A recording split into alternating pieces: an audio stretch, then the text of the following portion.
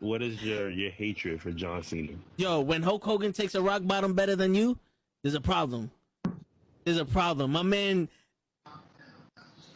All right, so give me the camera. One rock bottom. Yo, no, it's more than that. Show, give me the camera. I got the fucking camera. Kenny, I'm gonna have to do it for you. I'm gonna give you the whole spiel. He came out as a prototype.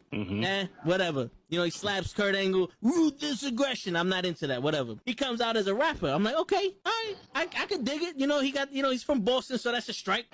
You know, us New Yorkers, we don't fuck with Boston too much, but you know what?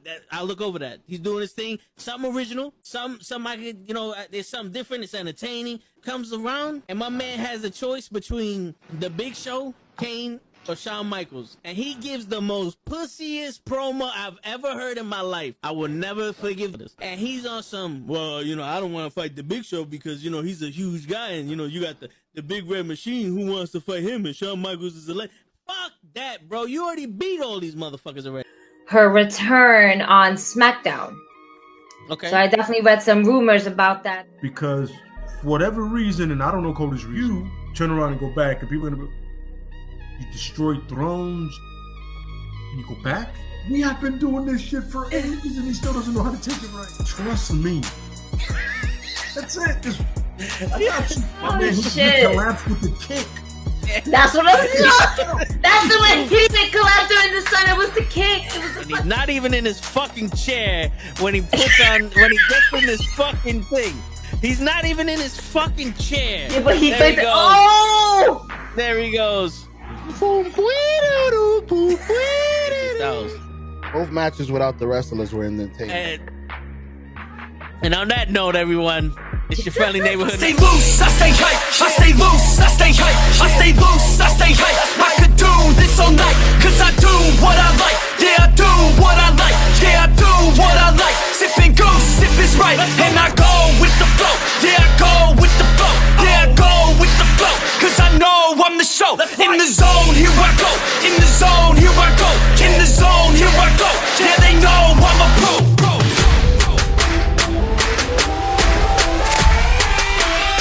Let's go, let's go!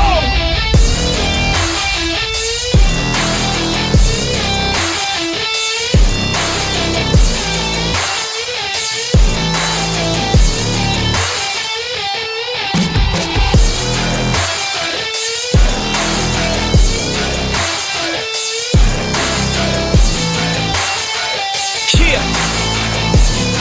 Let's go! Here I go, I get lit, I get hyped for this shit! That's right.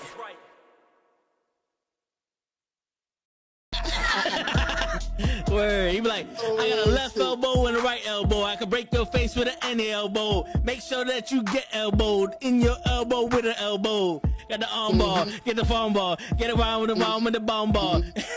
Daddy's gonna take you to Jersey Shore. Yo, what's going on, everybody? It's fucking Thursday night, and you know what that means? You know what that means? It's Wrestle with Knuckleheads in the fucking building, man. Yo, we got tomorrow our first sponsor. We sponsoring Welcome to the Bronx. Y'all seen them here last week. We doing our thing, man. We sponsoring two superstars, Matt Awesome and Janai Kai, and we sponsoring a match also. Yo, it's gonna be lit tomorrow. But today is today, and tonight is tonight. According to Logan Paul, you know what I'm saying? But we got Normal Guy in the building, Johnny in the building, Pimp in the building. What's going on, y'all? What's going on, man? Yo, I want to congratulate all y'all for coming in this motherfucker. Shit, you know, congratulate to y'all. You know what I'm saying? Yo, Flavor, you like when they come in here like this? Yeah, boy. Yo, y'all got Flavor Flav's fucking recommendation. You know what I'm saying? So we out here. What was this? What was this? That was a smart move by dropping Michael Thompson because he's out for the season. Jesus, he's out for the season. And man, Kyrie is out for no less than 5 games. That's crazy. Best wrestling intro on YouTube, hands down. That's right, Pimp. Yo, you tell that to Pro when he gets in here because Pro mixed all that shit together. He put the beat, he put the little things in there, he put all the flair in there, all that. We call him Mr. Boombastic for that. So you let Pro know when he comes in this motherfucker. You know what I'm saying? So I'm watching Impact. How is Impact, Johnny?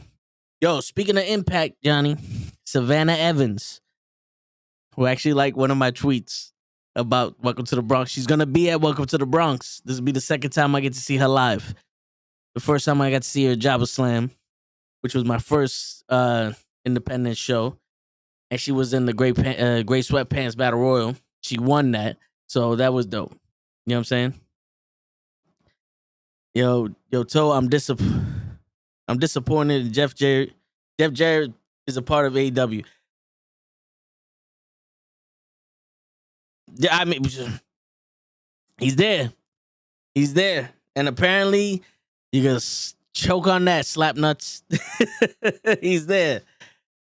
They needed someone to replace CM Punk, and they got the next best thing, Jeff Jarrett. Right? That's the rules that we're going with on this case. That's how we're living life. We're going with Jeff Jarrett. No, not to say that Jeff Jarrett's a bad wrestler. You know, he did something in TNA and all that. I wouldn't. He could probably be underrated to some people. You know, to me, he was. When you sit back and look at it, he was the glue that held a lot of stuff together in TNA, and he did his best at the very end at WCW. I mean, you know what I'm saying? You can only get what you get. But you know, he's in AEW, and he's with a faction that's not doing nothing. They added. How can I put this? There's an electric stove, right? Because there's no fire there. An electric stove. One of the burners are on 3, so it's warm. And they put a hot plate on top of it. That's it. I mean, like, what was Jay Lethal really doing? Jay Lethal and Sanjay Dutt really ain't doing nothing in AEW. You know what I'm saying? Like, Darby Allin really ain't doing. They just threw them together. They got the giant. What is this? Habsing Singh. I don't know what the giant's name is. I don't know what that big dude's name is, but they got him in there. They're not really doing much in AEW. Like, a lot of factions aren't doing much. Was it Ward Joe? Jolo? Between Wardlow and Samoa Joe? Jolo? Is that what we're going to call him now? Jolo, baby. That's it. They got a new tag team named Jolo in the building. They're not really making sense. And now they're going to team up with FTR to fight Brian Cage and his people. Where Brian Cage already got 2 title shots, one for each title, and lost both of them.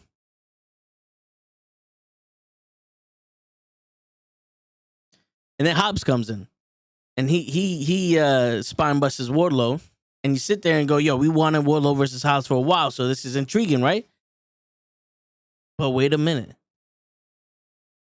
Hobbs is going to come in midway through the rivalry between Jolo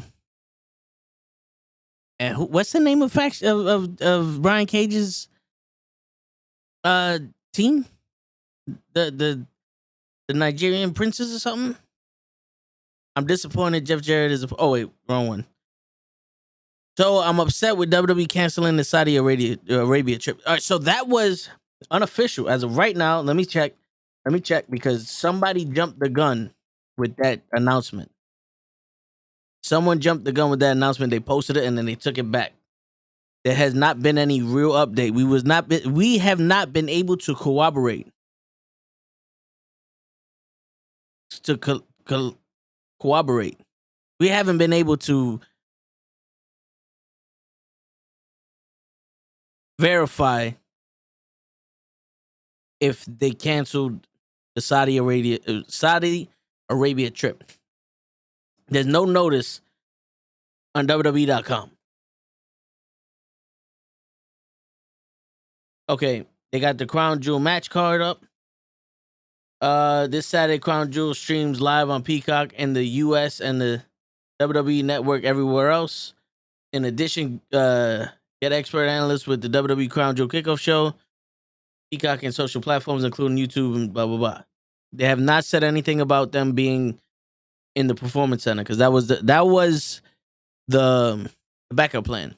They were going to be in the Performance Center. We haven't been able to clarify that. So as of right now, I think they're still going to Saudi.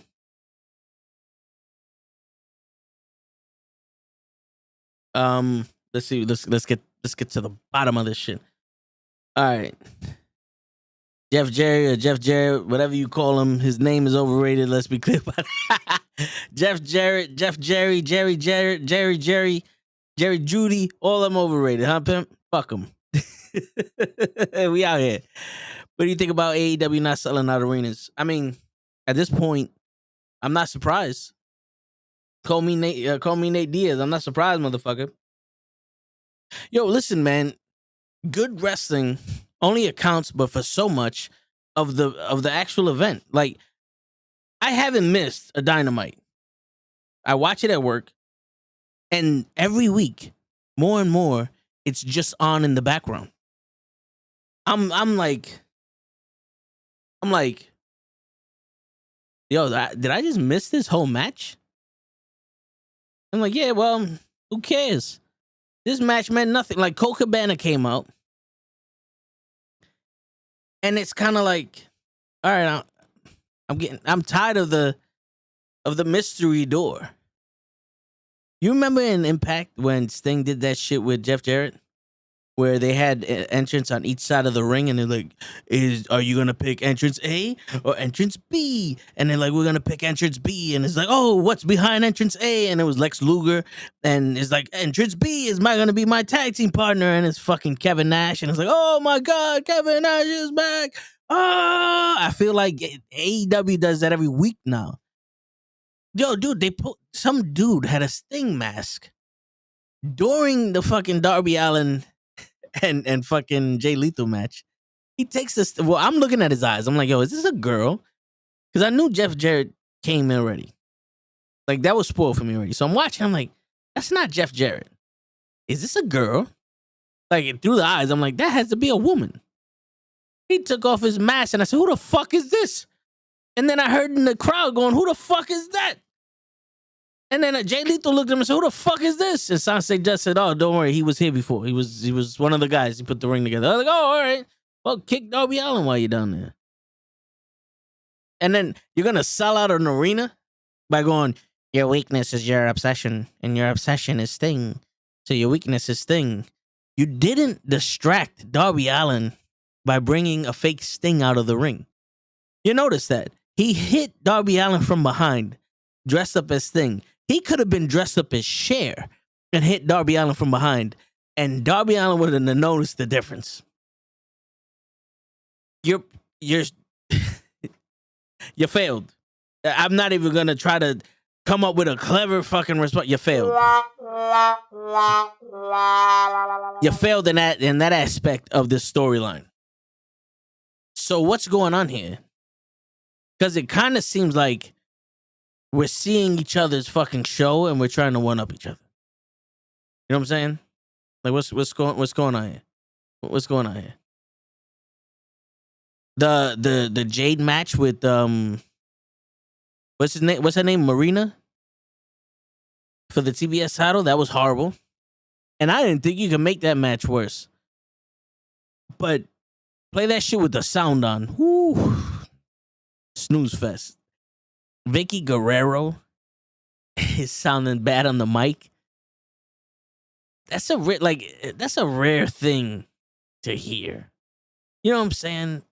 And Jay and Nia, she's doing this stupid shit, and I don't know what her motivation is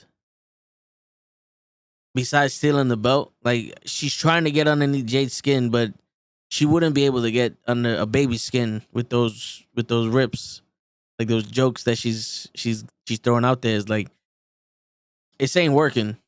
And Jade she seems like she can give a fuck if she has that title or not. There is no emotion on if she gives a fuck or not. You know what I'm saying? Like I did not see this happen on Rampage. I was like, oh, that's a pretty cool story. That's a cool dynamic. And then to see it live is like,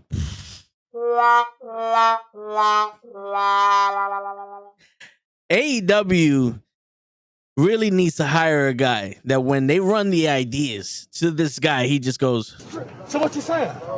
you know what I'm saying? Like, repeat the story to me. And if you can get through it the second time you say it and not go, hold on, wait, we'll do the story. But if you're telling me the story the second time, you go, wait, hold on, wait, what about, then we're going to have to rethink this whole thing. You know what I'm saying? What's going on, Kenny? Kenny's in the building. Kenny's in the building, ladies and gentlemen. One of the hardest working men in the interview scene. My man, Kenny, the call-up. He's the only man I know that has conversations with other people, and he's working harder than them. He's asking them questions. They're giving them answers. That's usually how it works, but he's the best one to do it. If you don't know already, go check out his fucking channel. You know what I'm saying? Pimp, tell him what it is, Pimp. All right, sorry, I meant to say I'm upset. WWE did not cancel the show because of the superstar. Oh, okay. Well, here's the thing, Johnny, and I'll say it. The WWE is in the position of prostitution. And I'm not talking about sex work. I'm talking about they're getting paid for a service and there's no morals involved. You know what I'm saying? It's like the king threw a bunch of money at him and they said, yes, master, what you want? You want Logan Paul to fight Roman Reigns? Never in a million years would that have happened in any other generation of wrestling. LT main event at WrestleMania with Bam and Bigelow. That title was nowhere near him. And the only reason why he main event at WrestleMania was because they didn't think Shawn Michaels and Diesel was going to do that good. This is when Diesel was still new and Shawn Michaels wasn't completely top guy yet. You know what I'm saying? Come on, man. Come on, man. Let's get it. Let's think about this shit. You know? And then you're buying matches, Brock Lesnar and Bobby Lashley.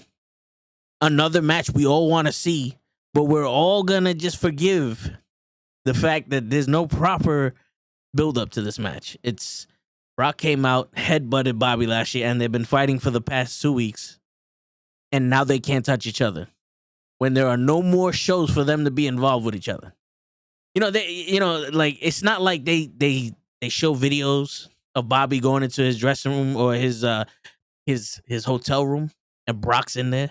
Like, sup, Bobby? And then they just start fighting and the police get them and all that. Like if they were fighting on site and they wanted to see each other, then I get it. But bro, that was the last Monday before the show. When they gonna see each other again? Well, on the plane? Like, come on, bro. That rule don't count no more. It don't count no more. Yeah, another. We can't accept this lazy booking from anywhere. From the movies, from TV shows, from wrestling, from sports. We can't accept this lazy shit. You know? We can't. Too many people out here putting in that hard work, making their shows the best they can, and then they're doing lazy shit. You know?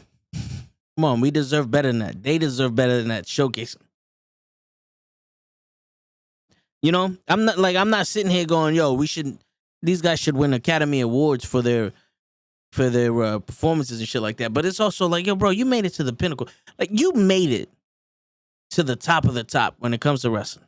They're the NFL of the wrestling industry, the MLB of the industry, the NBA of the industry, right?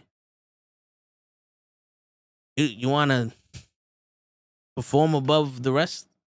You want to show why there's a difference? You know? Because wrestling-wise, there's no difference between AEW and WWE. When it comes to actual performing and you let them go, these wrestlers, there's no difference.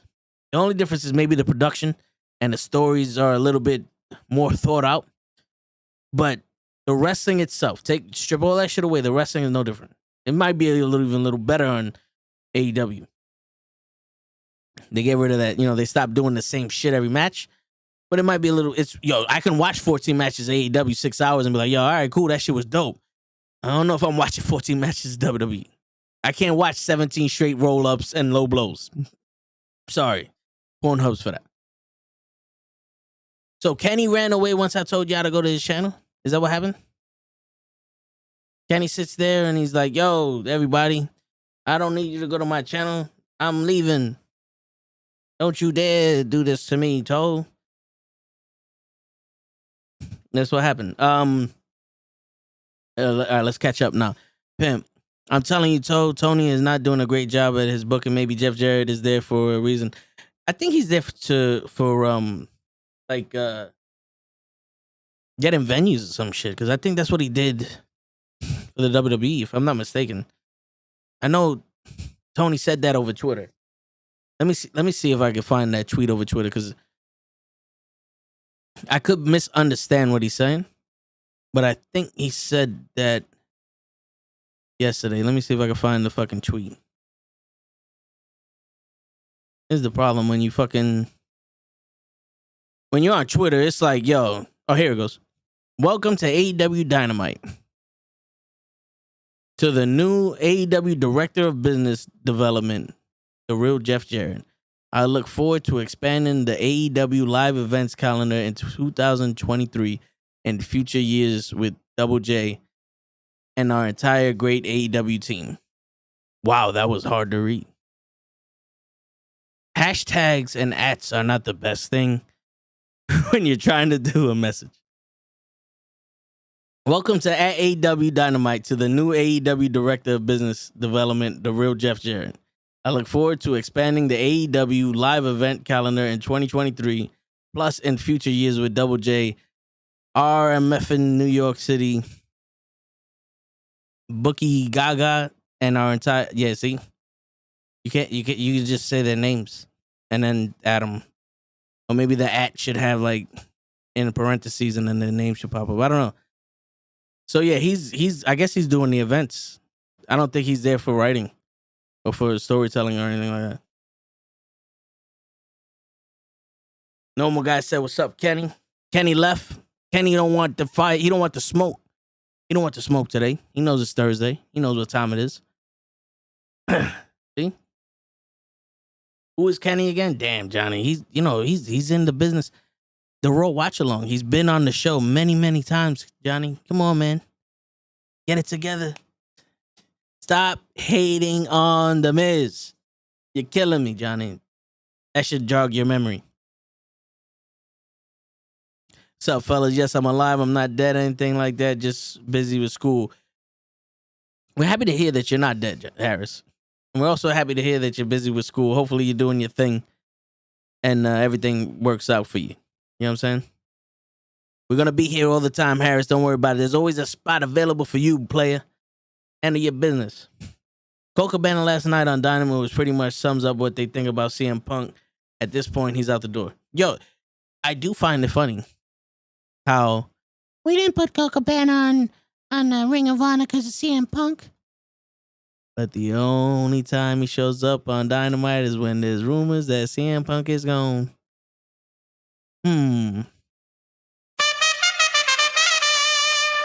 That sounds like a coincidence to me, man. Ain't no such thing as a coincidence. You know what I'm saying? What's up, Harris? You've been missing in action. Well, I can't talk. That's true, Pimp. Yo, Pimp. Yo, I got my second win in fantasy. I'm 2-6, bro. You got to catch up, player. You got to catch up. The wheels are moving. The wheels are moving and grooving over here. I think AEW is going downhill. I don't know. I wouldn't say downhill. I think they're becoming stagnant. Right? So here's the thing. Like, a lot of the stuff they were built on was hype and nostalgia and then surprises because there was something new. But once that dies down, the core, everything is stripped away and you get to see the core. You know what I'm saying? And their core was strong. Like their foundation was strong because they have a bunch of wrestlers that really are into this business. They're into AEW. they don't want to see it fail. It's not like WCW was, where I'm not saying that the wrestlers wanted to see WCW fail, but they could give a shit. They wanted their money. I kind of feel like the guys in AEW, they're trying to do something for themselves, but they're also trying to push the brand of AEW, because without AEW, it's WWE, and if it's WWE, you're doing what they tell you, and you're not doing what you want. And for some people, having someone tell you what to do works for them, because it's not that they can't come up with their own ideas. It's just it's easier to work on somebody else's idea and make it your own than come up with your own shit. But some people don't know how to be anything other than what they are, right? Like, I don't think you can make Keith Lee the fucking White Rabbit and have him go out with their, don't be a lemon, be a rosebud. You know what I'm saying?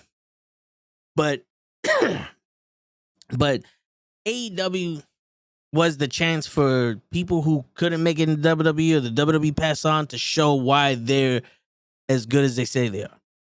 And they still have that dynamic there. It's just they're resting on their laurels, and it's showing that it's either becoming too much, or my man, like I've been saying, has his favorite toys and he's only going to work with them. Because in all honesty, bro, if you wanted to have favorites, if Tony Khan wanted to be, I'm going to write the main stories, that's fine. That's perfectly fine, bro. But then hire people to write the other ones. Like, Hobbs picked up the TBS title, and I'm sitting there going, bro, even if you win it, that don't mean shit. That, like, yo, get the FTW title back in here, because that TBS title don't mean shit. That TV title for Ring of Honor don't mean shit. Jericho's Ring of Honor Championship don't mean shit. None of these titles mean anything. Even the AEW title is meaning lesser and lesser. You know what I'm saying? Like, you're not really. Before, they used to mean something, or we thought they meant something, but they're not really meaning anything. I don't know about you guys, but to me, you wanted the trios title so bad, you got them, and now they're not even being fucking showcased. I feel like, I'm not a parent, but I feel like the parent that does overtime to buy the kid the bike that he wants all year. And then he sees the kid ride the bike when he buys it to him for Christmas. And then after New Year's, that shit's just sitting in the garage collecting dust. It's like, damn, son. Really? You know what I'm saying? That's how I think it feel like. You know?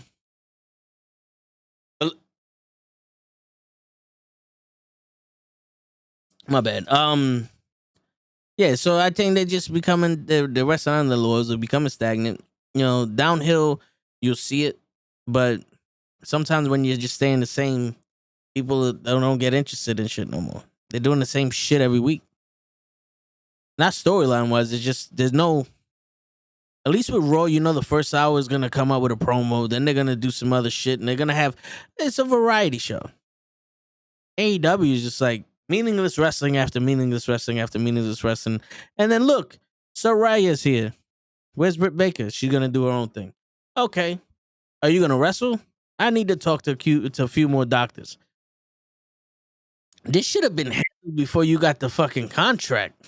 You know what I'm saying? Yo, we got show in the building, son. New York! Acknowledge me. Yeah, boy. I don't think we've ever seen show in the building like this. Show. What's going on, my brother? Say something to the people.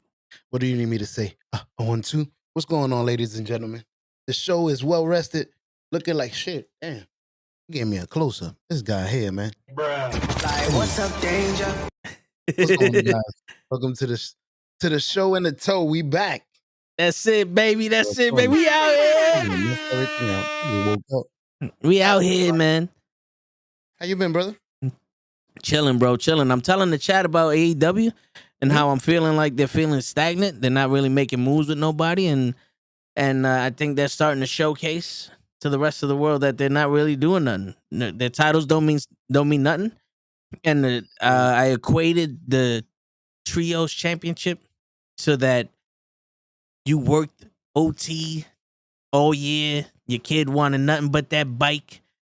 You fucking could afford the bike. Christmas coming around. You buy the bike for the kid. He comes downstairs. He sees the bike. He gets all excited. He rides the bike. And by New Year's, that shit's in the garage collecting dust. It's over. Yeah, it's done. It's done. I feel like that's what the trios titles were. What happened, bro? Who is the champion?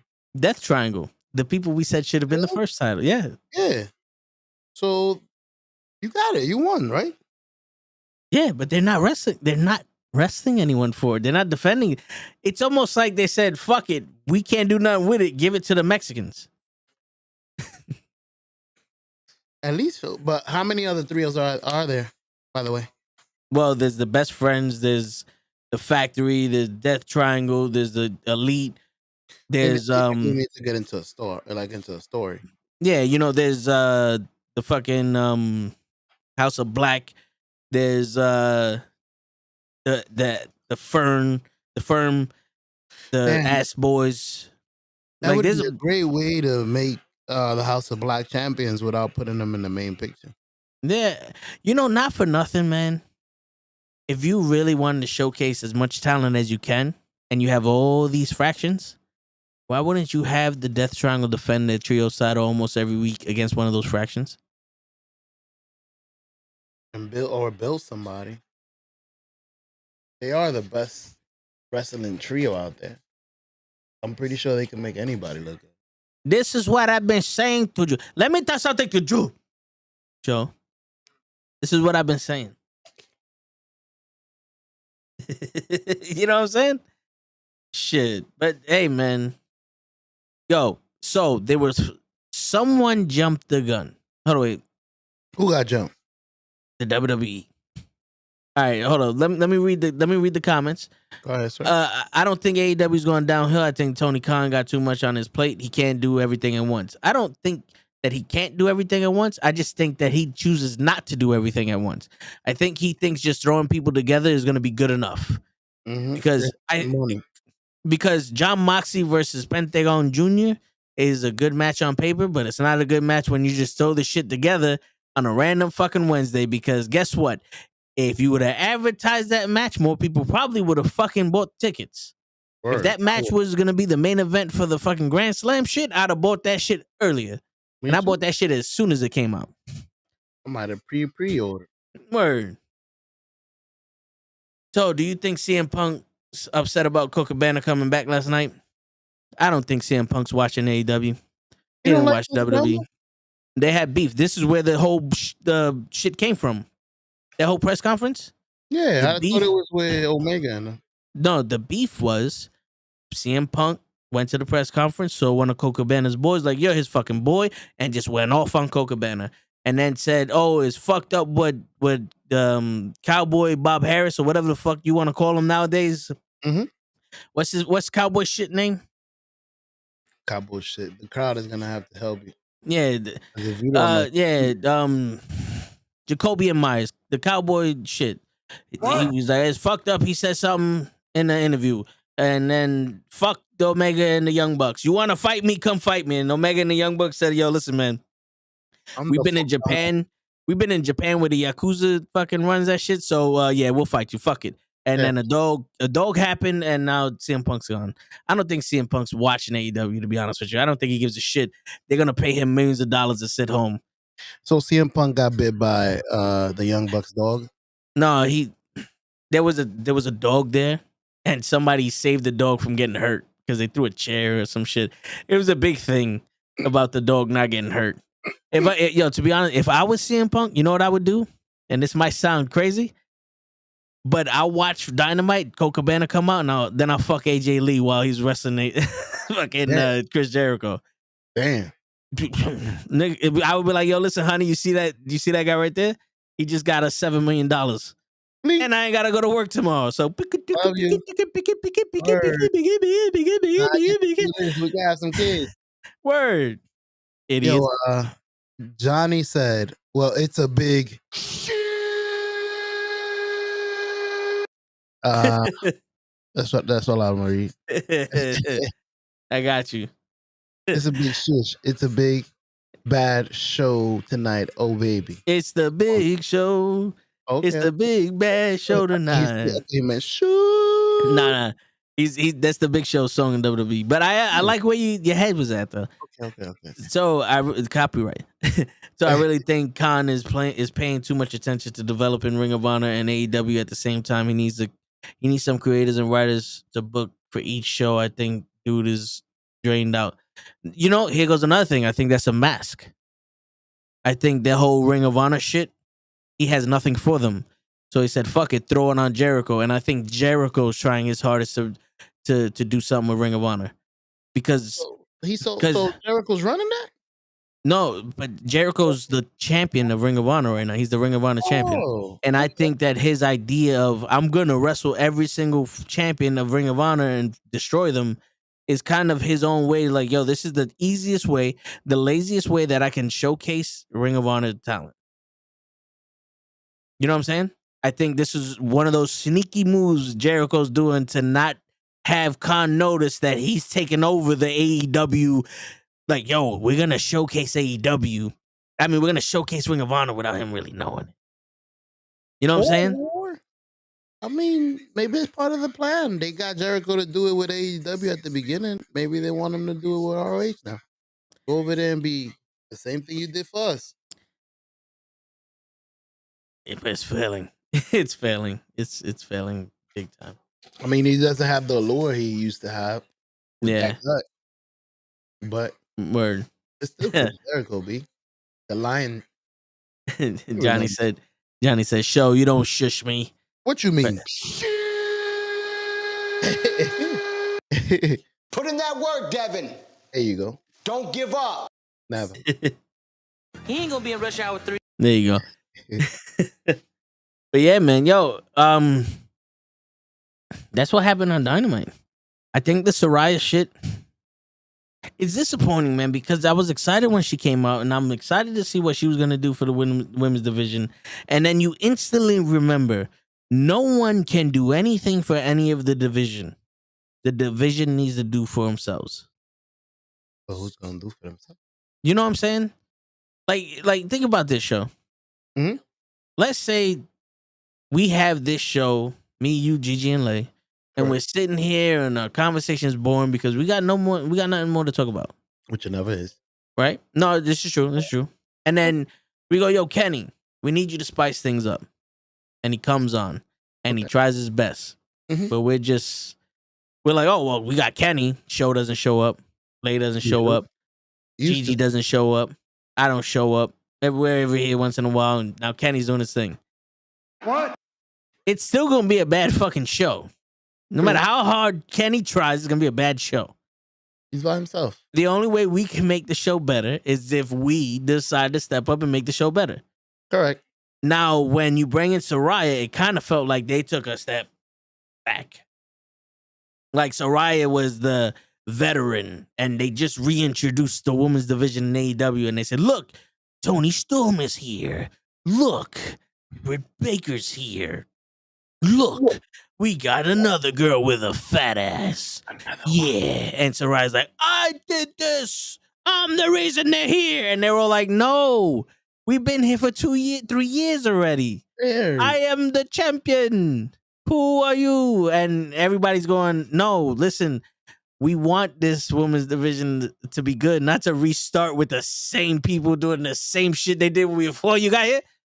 That's not how it works. That's like you get a sex therapist or a sex coach to teach you and your wife to have better sex, and they goes, do the same shit you was doing before. It's gonna work out. Missionary. Like, yeah, what am I paying you for? What am I paying you for? I used to do missionary before, bro. Yeah. You're not helping. Cliff, you're not helping, Cliff. You're not helping. Okay? Okay? To this day. Okay? So what you saying? What you saying? Yeah. Fucking Cliff, man. Somebody go find fucking Cliff. Motherfucker owe me money. So what you saying? So what you saying? What I'm saying is, English, motherfucker, do you speak it? you know what I'm saying? My bad. I've been having a cough for a while. Oh, nah, bro. That's what we got the button for, baby. I Word. be hearing you go. You polite. You press the button. I'll be seeing you. Word. I try, man. I don't want to be blowing out your ears. Shit. I don't Yo. give a shit. I hear you. Show. Yes, sir. Are you ready? Damn, I wish you had that button. No! I said, are you ready? Yes. All right, cool. I thought you had the button be. Are you? Nah. I can do the voice perfectly. I don't need a button. I don't need no fucking button. You want to hear the voice? You want to hear Triple H's voice? I got you right now. Go ahead. Are you ready? No! I said, are you ready? Nice. That sounded just like it. You got to answer the question. I am, but I told you. I did tell you I was ready. You gotta answer the question. Someone tell Pro what I told you to tell Pro when he shows up. All right, Pro.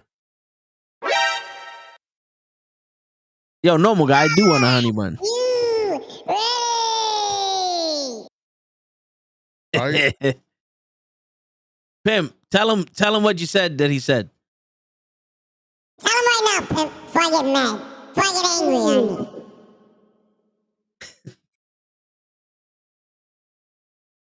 So, Pro. Sit there and listen while I talk to Show. Sit there and listen while I talk to you. Okay, go ahead. Pro, you listen to my face. Show, you hear my eyes. You watch my eyes. Okay. Yes. Now, tomorrow, we got a big event.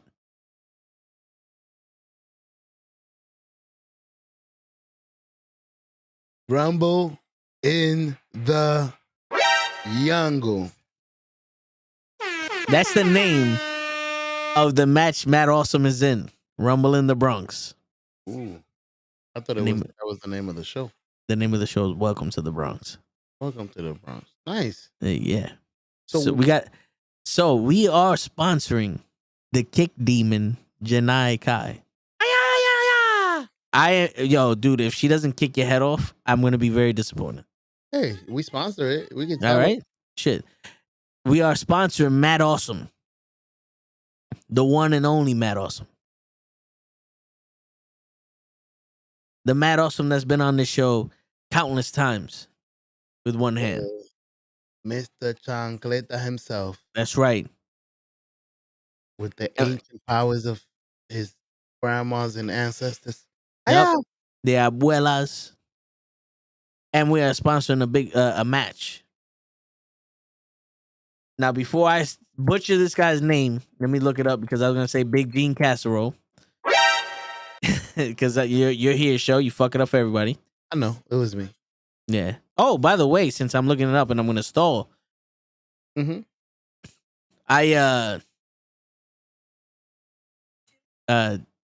Savannah Evans liked my tweet, Joe. We in there. She's on the show tomorrow. We in there. Yeah, we don't need to do this shit no more. You on the show. That's it. I'm sick of this shit. Nobody told you to like shit. Word. Now you obligated. Yep. Okay, I'm gonna walk up in that motherfucker and be like, Hello, motherfucker. Mike, we ready to interview you. You like that shit. Nah, it's over. It's Where it. were you born? In Savannah, Georgia? Word. Keep talking. All right, yo. So the match that we're sponsoring is Big Game Leroy versus Raheem Intuits. Ooh, Raheem the Dream Intuit.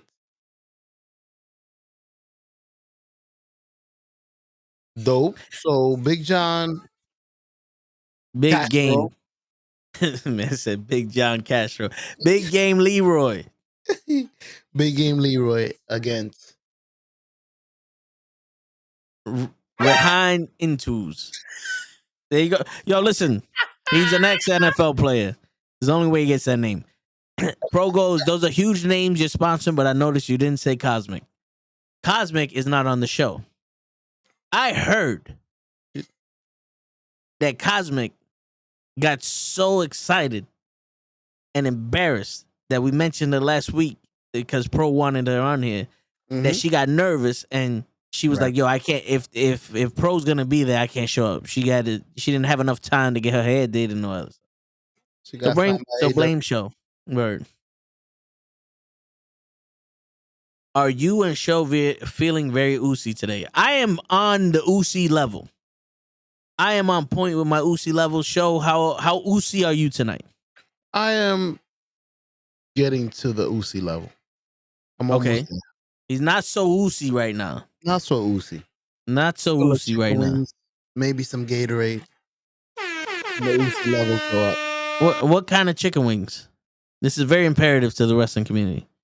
I was making them myself. I just threw them in some hot oil, some butter, some deep fry, some lard, some old turkey lard,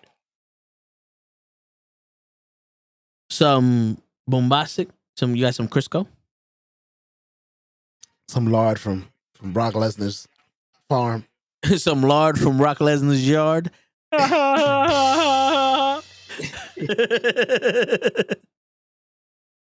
Oh man.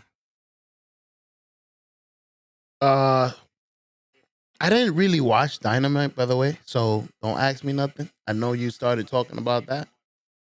I did watch it on Raw and SmackDown, but it seems like it's mostly Roman Reigns. Yeah. And his acknowledge me. Yeah. And now I have a question. Do you acknowledge Roman Reigns? Are you one of them that acknowledge Roman Reigns, or are you like Johnny and say, fuck that, don't do that shit? Well, Johnny, if you don't acknowledge him, you're a fool. Ooh. He is the king of the castle. Do you see what I see? Wait, what? What? See? Do you see what I see? That's a good one. Do you see what I see? I like it. Do you see what I see? Do you? Nice. Wait, I got you. Do you see what I see? If they start singing that, dope. Pimp, Pro is here, Pimp. Let him know what you said earlier. Say it to his face. Word. I don't care what anybody says. I love Sami Zayn, baby face for the bloodline. Acknowledge these nuts. Oh, he thinks that Eddie Kingston is in the building. I got you. The tribal chief got something for you. Girl, fuck you, Mama Webble. Anybody who acknowledges Roman Reigns is a full show, yes. Oh shit. Damn. Word. That's crazy. That guy is the only thing keeping WWE afloat for a while. SmackDown. Well, remember, that's all they got, bro. So it's WWE.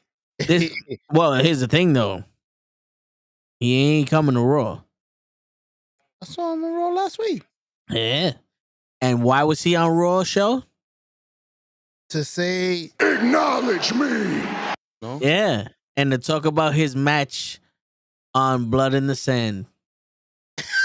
I bet you made that up. Is that the real name? Because you always make something up. No, that's what we call it. The crown jewel is Blood in the Sand, bro. That's what we call it. Do it. Oh, he's Bray Wyatt. They got Bray Wyatt. Well, Bray Wyatt is not better than Roman. Well, Bray Wyatt did not hold up the company like Roman Reigns. He could have. Even then. He could have. He got fired. The Fiend was the most interesting thing they did during the pandemic. Bailey and Sasha were some of the Bailey was some of the hardest working people in the pandemic. And the Fiend was most interesting. And seeing the transition of Roman Reigns after is what was brought out from the pandemic. Now, question. Why did they ever put the most interesting thing in WWE against the most popular thing? So Roman Reigns against the Fiend. See if they give to each other. So I'm happy you asked that. Roman Reigns came back, and the Fiend was champion, and he defended his title in a triple threat match against Braun Strowman and Roman Reigns. That match was a one-on-one match between Braun Strowman and the Fiend. And then when they both hurt each other, Roman came out, signed the contract, officially joined the match, speared the Fiend, and won the title. And that's how they put their popular shit and their most interesting shit in a match. That's how you sell tickets, baby. Don't fuck around with it, show. Just come to the other side. See how it is. We don't give a fuck. Word. Can anybody tell me who's playing Uncle Howdy for Bray Wyatt, and what do you think about this idea anyway? So apparently they're saying Bo Dallas. I know I said Bo, but Bo Dallas is supposed to be Uncle Howdy because of the earring shit. But you never know, man. That could just be Bray and all these masks, and he's just putting those details in to fuck with you. You know, the devil is in the details. That'll be dope. Comes out with the mask, that crazy mask he left with where he got burnt. Thought it was a game. Yeah. Sandy House show. Yeah. I'll never be normal. Word. That's what it is, bro. It's blood in the sand is a bloody house show. Mm-hmm. Do that again, show, but you got to put it in the. You know what's crazy? I don't be knowing which one is which. Like when I turn it No, on. is it the deep voice? No, that's an echo. What about this one? No, that's a robot. So I have very similar ones, but I know. I know two. I know this one, and I know this one. Alright, I'm gonna figure it out with you. What is this? Why do I know these two? Because these are the two I use the most. I want to use them too. And I know that this one is funny. What Not about that? funny, haha, but funny, haha. What about this one? Acknowledge me! Listen, you don't talk to me while I'm laughing. Otherwise, you get this one. Okay? This is how you sound, show. Help me! I'm trying to find out things. Help me, please. Please. You're echoing. We don't know. Never mind. I got 3 of them that sound like this. I gotta fix them. I gotta turn the reverb and all that down. Gotta do it. I got 3 of them that sound like this. Okay, so this sounds better because there's no echo. But what if I do this? Now I sound like a man in the mirror. Oh. What? What? How dare you, sir? Don't you ever speak to me like that. Guy, I'm just a normal, ordinary guy. I like. I'm just an average man in an average home. I do 9 to 5. I tell my telephone. Sometimes I feel like somebody's watching me. All right, yo, we're just fucking around here at the moment. Yo, show, you know you can put the feedback into your echoes, into your headphones so you can hear what the feedback is. Yeah. I gotta figure out how do you turn on the mic in your headphones so easily? Okay, you go to the app, you go to routing, and then you put headphones and check that box right underneath mic. Gotcha. All right, so I don't watch anything of the Bloodline. Every time they come out, I walk into the other room. I watch Monday Night Raw late this Monday because of the Halloween, and I fast forward through Roman Reigns promo. That sounds like me and Eddie Kingston. Why don't you like Roman Reigns, Johnny? Bray Wyatt has the second most compelling story in WWE right now. What's the first one to you, Pro? Ooh. Is it Sami Zayn? Yeah, bro. Nobody gets better. That's the best storyline in a while. Sammy is killing it, bro. Yeah. You know what the crazy shit is? Sammy and Kevin Owens could go off. Sammy and Kevin Owens are your guys. If you wanted that, they can play any part. Another person that was like that was Kurt Angle, but the Kurt Angle was so good, and his chemistry with people was so good that he did that same shit with Stone Cold Steve Austin, with The Rock, with Booker T, with Triple H, Stephanie McMahon, Trish Stratus, Vince McMahon. Like every single he did it with Brock Lesnar. There was no one that Kurt Angle's charisma couldn't work with. And it was a subtle charisma. I don't know how. I didn't recognize it at first. At first, I thought he was just being a dick. He sucked. And then I'm like, little by little, this takes an art to be like this. Yeah. You want to know what the secret is, Show? I'll tell you the secret. I'll tell everybody that's watching us the secret right now. You see Ronda Rousey, right? Mm-hmm. Be the opposite of Ronda Rousey.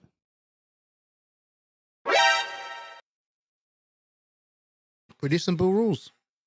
You'll make it. You can't take shit personal. You can't take yourself so seriously. And you can't hurt other people. I'm not talking about hurting them physically, like injuring them.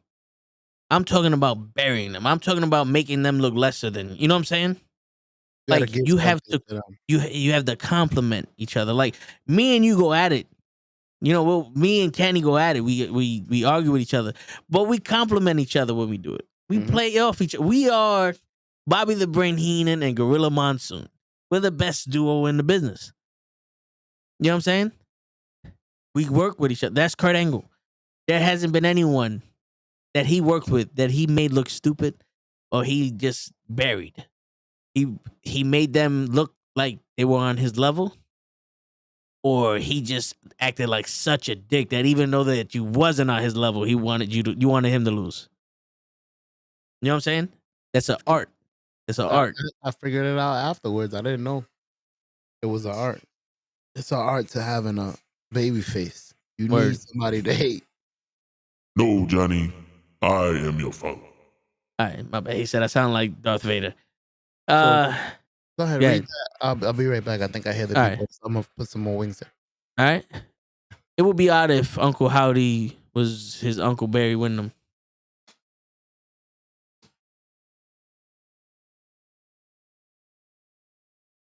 That's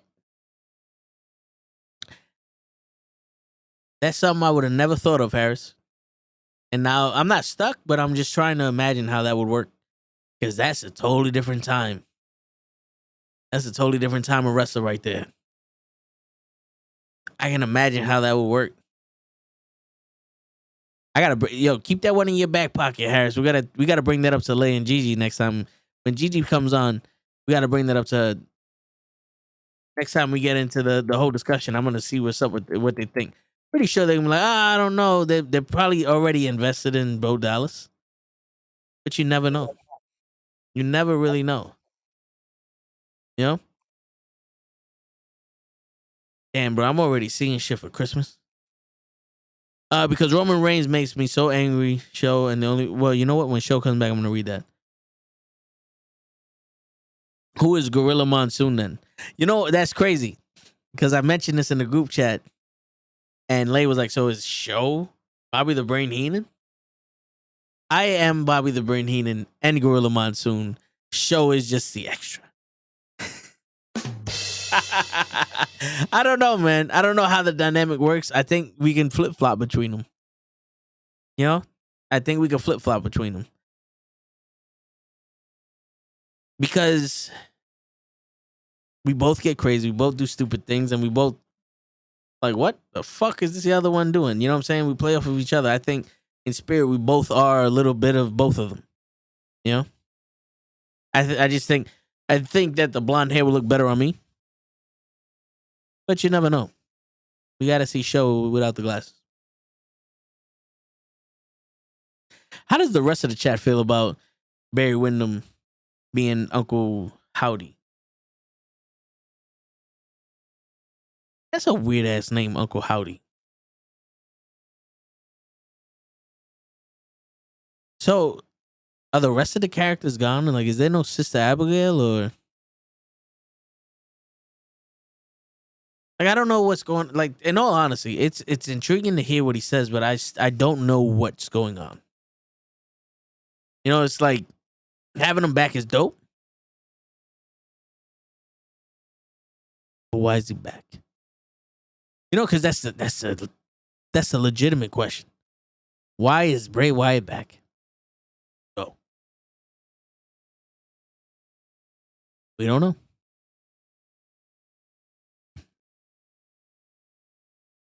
I think Gigi is a little bit of Joey Styles from ECW because she knows all the moves and all the news and all that other shit. I can see that. She could be a one-man show over here.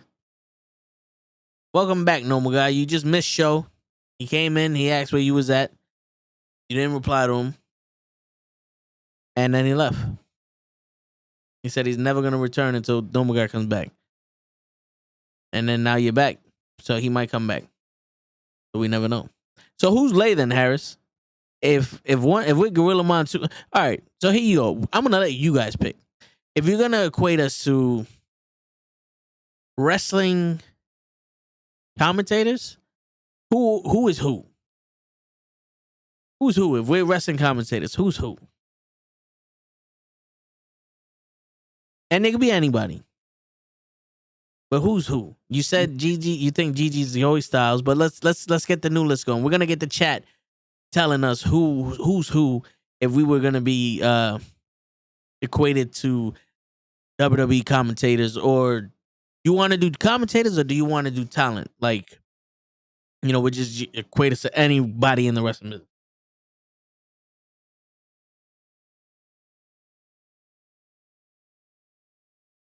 What's wrong with Show's face on the thumbnail? He's struggling. That's his normal face. You know what's crazy? He does. He used to stream in the bathroom, and that was him while he was taking a shit. No, that was one of his original videos. That's how he played Fortnite. Struggling like that.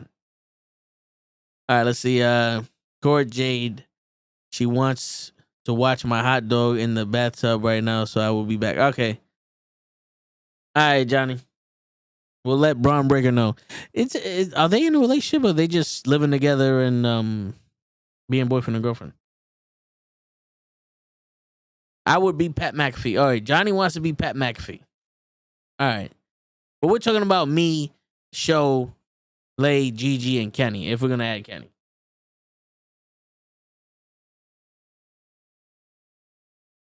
If we're going to add Kenny, who would you pick?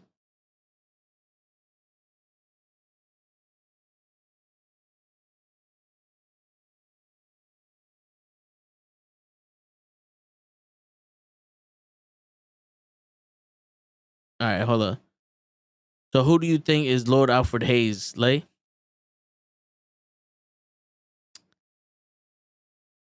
I don't know. Who wants to be Michael Cole? Yo, dude, no one should be Michael Cole. No one in their right mind wants to be Michael Cole. Lord Alfred Hayes for Lay?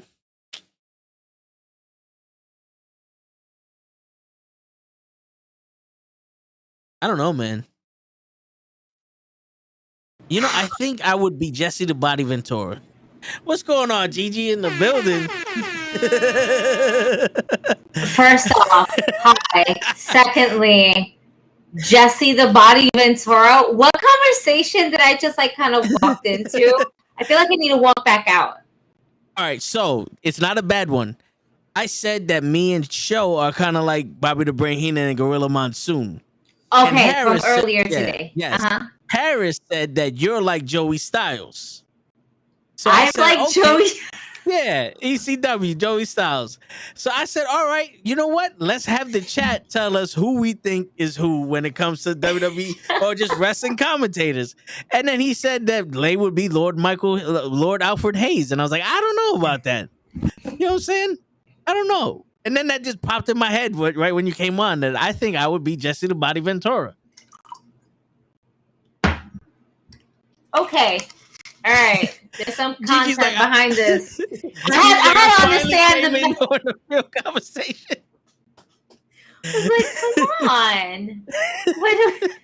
Wait a minute. It's like it was like you sending that message this morning to the group chat talking about what if CM Punk took over Roman Reigns. It's like, my man, it's 7:30 in the morning. You're sending this shit. Nobody had their cup of coffee yet. Like, what? No, we are not doing this. This is not how we start the day, sir. This is not how we start the day. Shit. Jesus. I gotta wake you up like somehow. Joey. Who said that? Harris? Harris said that was.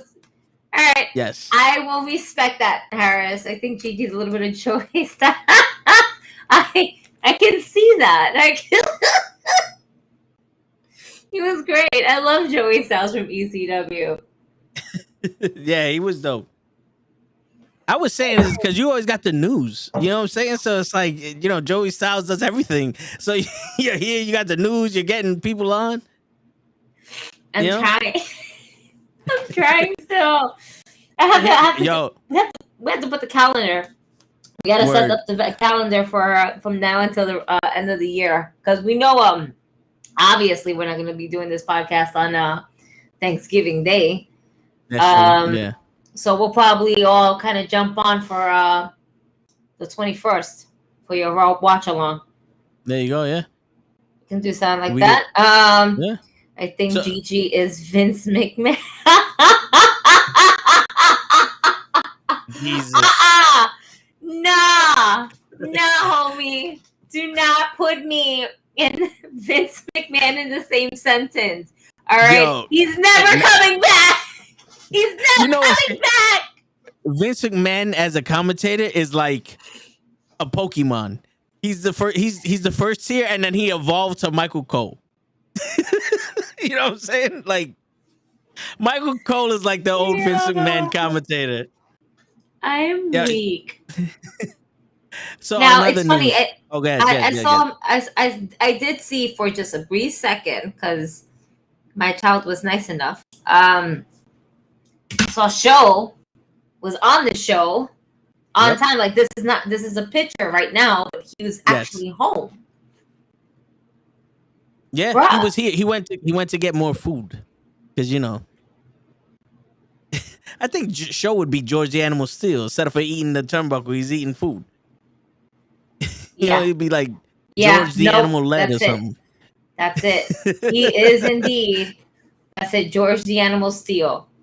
Word. For sure. Absolutely. Yo, so Harris also bring up another point. He's like, how would you feel if Barry Windham was Howdy, Uncle Howdy?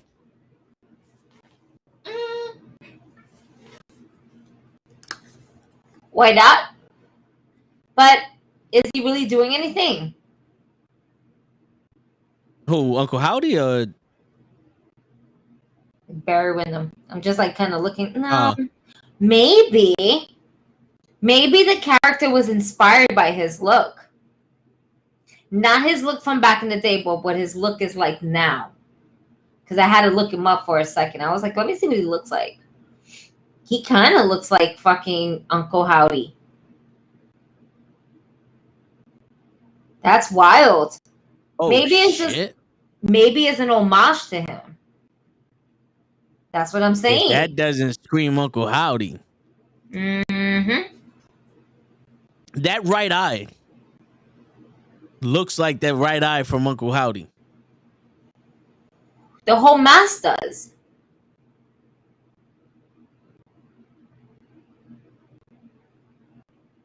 That's a contact. Nah, those are contacts. But that would be pretty cool.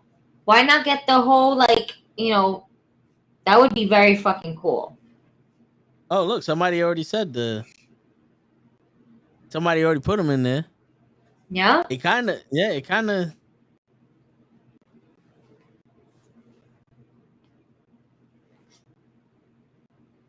Wow. I think Bo Dallas would have to be that other one. That other fucking mass who killed the world. Like that one, because that one looks like Bray Wyatt. But if you look at this picture here, tell me Bo Dallas don't look like Bray Wyatt. It is Bo Dallas. I'm pretty sure it is Bo Dallas. And maybe, just maybe, they decided to go with the look of Barry Windham. I can see that. Make it real. It's Logan Paul. He's Uncle Howdy. Logan Paul's Uncle Howdy. I'm done. Yo, you hearing this shit that Jake Paul's gonna make his debut in WWE on Blood in the Sand? I didn't hear that he was going to make his debut. I heard that he was going to be there in support of his brother. That's what I read. That he's going to be there to support his brother, like how his brother was there to support him in his boxing match. He might get involved as well, because he's just, that whole, let's get as many as we can in here, but I would rather not. No, thank you. I want to have the stars that are there currently right now that are sitting in the back of catering to be part of this show. I want them to ricochet out of that whole catering, just like Ricochet did, and actually, put some TV time on it. We don't need megastars. You have megastars already. You're just not utilizing them. Seriously, because I told these guys already that they're prostituting themselves out for Blood in the Sand for the Prince. That's the only reason why Logan Paul is fucking having this title match. Show, you want to say something?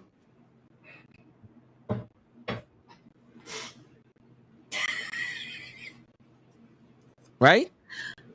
I agree with Show 100%. What? Hi, friend. What's up, Gigi? What's going on?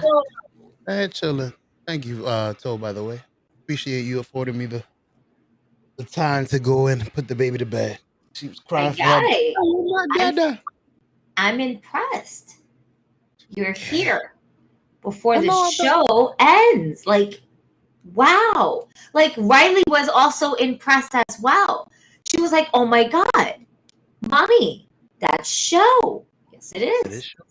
He got on the show before the show finished. Yes.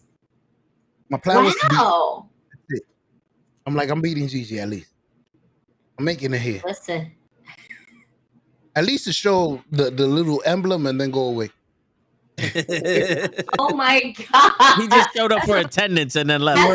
That's a petty ass shit right there, you asshole. Present. Present. I gotta go to the bathroom now. Bye.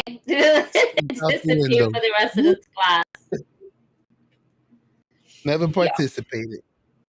Oh man, but you still passed. Am I the only one that thinks this shit is the best? Yo, bro, didn't you take that shit from me from the barbecue? Nah, I wasn't able to. I didn't know you had this. I would have took it. You know I'm black. Is that JR's barbecue style? I didn't know JR had a barbecue. Yeah, he does. I never tried it. What is it that Brock has? Rub. Rub? We gotta try it. We gotta put it on like Matt cars. Yeah. We should maybe do that. Get another barbecue and just get all the barbecue sauces. All the barbecue sauces in there. Yo, show, you just took a bite of crime. You took a bite out of crime, now I'm hungry. This motherfucker. My bad. I have a wing. I told you I was making wings for the family. That's why. So where's my wings at, man? Right here. You know when you was here, I made you some. Yeah, this is true. This is true. We got to go back up there. All right, so yo,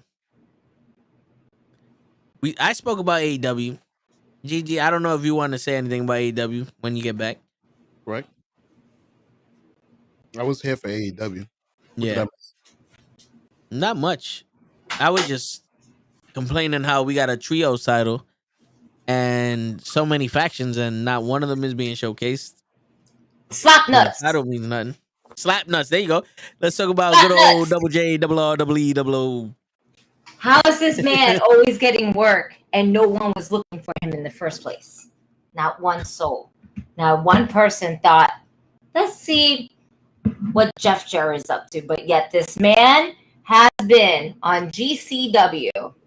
This man has been in WWE. This man has now been wait, wasn't he in ROH at one point? No, not this year. Not this year. No.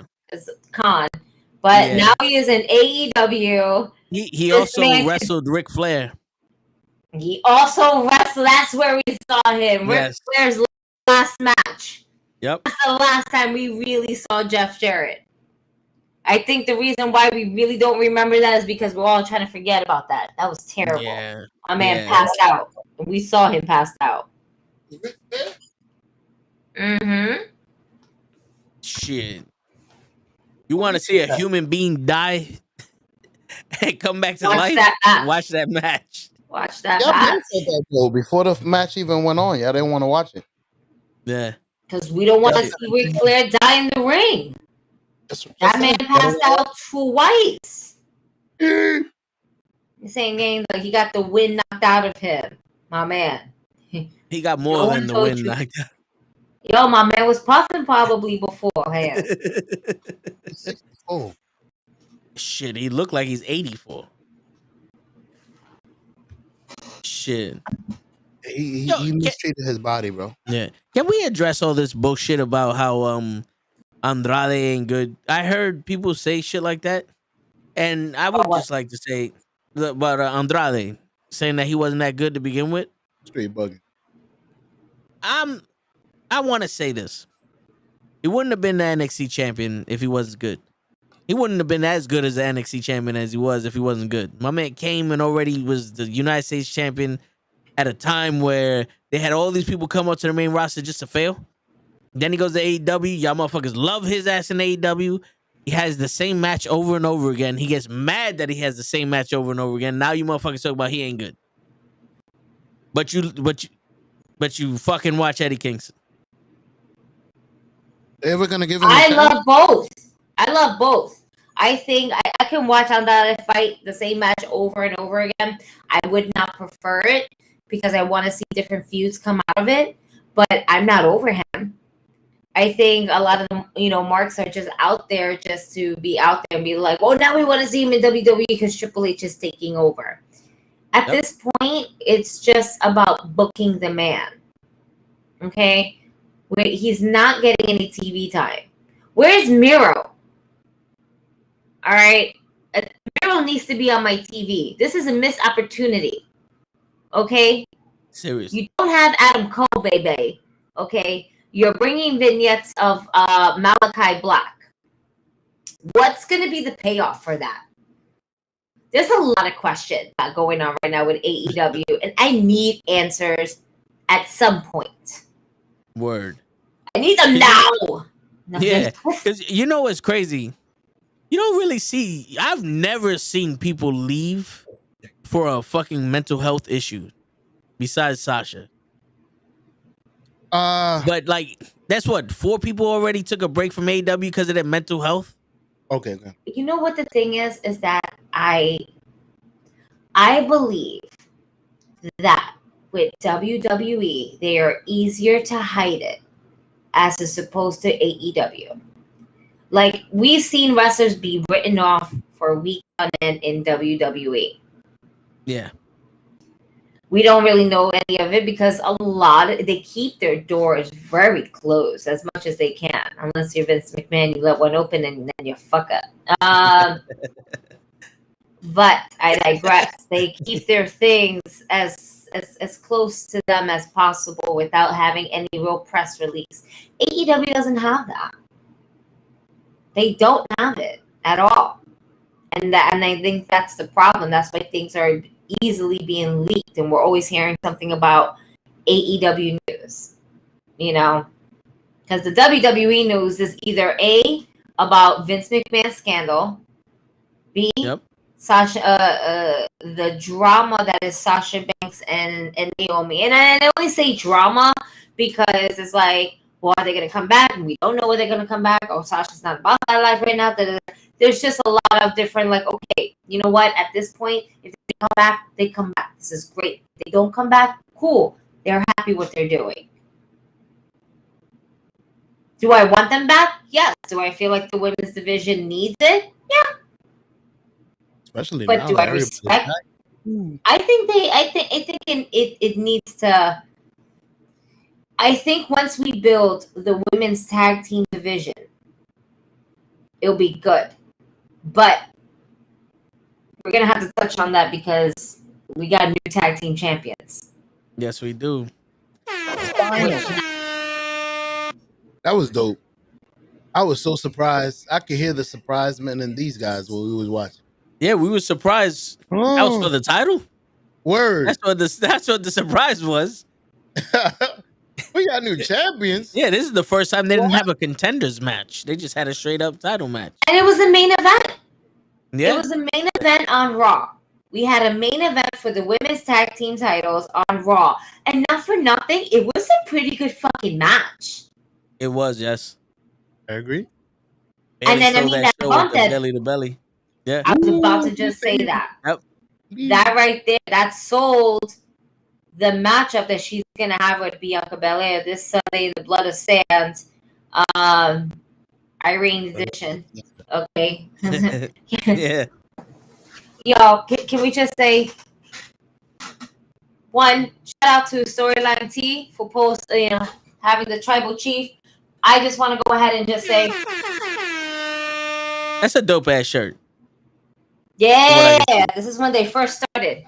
Before Jimmy came through, before Sammy, before Solo. That's it. This is where the bloodline really started. Word. The story. But nah, some real ass shit. Make sure that my tribal daddy comes back home safe. Please. We need my tribal daddy chief to come back home to SmackDown. Word. Because fuck that. Look, you would like all of them to come back, but Roman must come back. What's he doing, Bo? He's on the same week.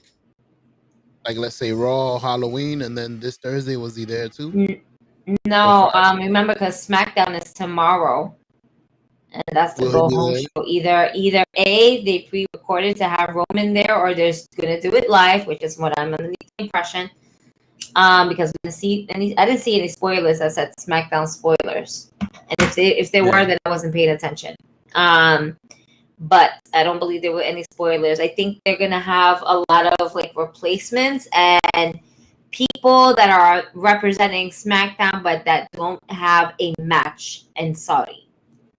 So you can, pretty much all of them. Almost. Yeah, because you notice the past couple of premium live events, there's only been like 1 or 2 SmackDown matches.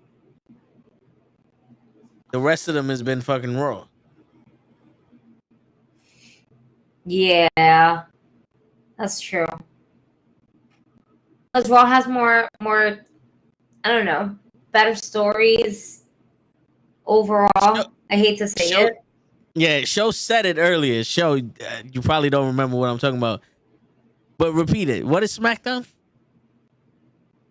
What's the only thing SmackDown has? Acknowledge me. Roman Reigns. Right. Roman Reigns. Roman Reigns. That's it. That's Travel Daddy. So acknowledge me. There you go. Yeah. You said it.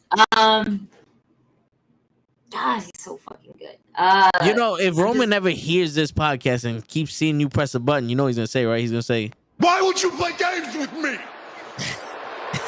Yeah, every time you press that button, $5. Word. Yo, 5, nigga. Man. You know how much is in? Add a couple commas and zeros to that 5, right? Yeah, give me a discount. I'm going down. I'm trying to go down the AEW Dynamite recap over here because I'm like, I know it yesterday, but I barely remember shit that happened a couple hours ago. All right, Darby Allin, this man just bounced off of this. Yo, he did, man. He went nowhere. He went off to the side. He hit a roadblock, and my man spun. All right, he was doing somersaults in the air and the wind. He did a suicide dive. Mm-hmm. Now imagine your daughter jumping headfirst into your chest. Oh shit! How she would bounce right off of you. So basically, he took the most out of the fucking suicide dive. Usually, it's never like that. He hurt himself. You know what the thing is that his suicide dive is very much like John Moxley's suicide dive. You know, mid rope, just fly. It's really pushing the guy. It's like a guy. Yeah, he didn't push the guy. Yeah, he just did a push up on the guy and then just he bounced off the guy. My man bounced. Word. He bounced off that motherfucker to catch him and actually play dead. Not when he's 7'4", 500 pounds, and Darby Allin is a lawn dart. Yeah. I'm just watching it. It's great. It's great. I want this to happen more. Oh man. I have Blood in the Sands card up, and I just noticed something. Can you see this? Is that Snoop? Snoop? That's Snoop Dogg. Snoop. With a gold fucking WWE title. WrestleMania Goes Hollywood. Oh, so they're in LA. Of course they're gonna bring Snoop back into the fold. No, Snoop's everywhere. Why is Snoop? Oh, they man, they got everything. Didn't they just have the Super Bowl with fucking Snoop? Yo, why does Snoop have a yellow and green belt? It's my light. It's gold and green because he loves to smoke green. I guess I just found that weird. I was like, who the fuck is this? Oh, Hollywood, gold. Duh. Yeah. So and Roman Reigns looks like he got the. It looks like he got the Intercontinental. Oh no, that's his tattoo. That can't. So this can't be it. This can't be it. Maybe it is. I don't know. Oh man. My bad. I just So Darby Allin smacked in the. What is that fucking guy's name?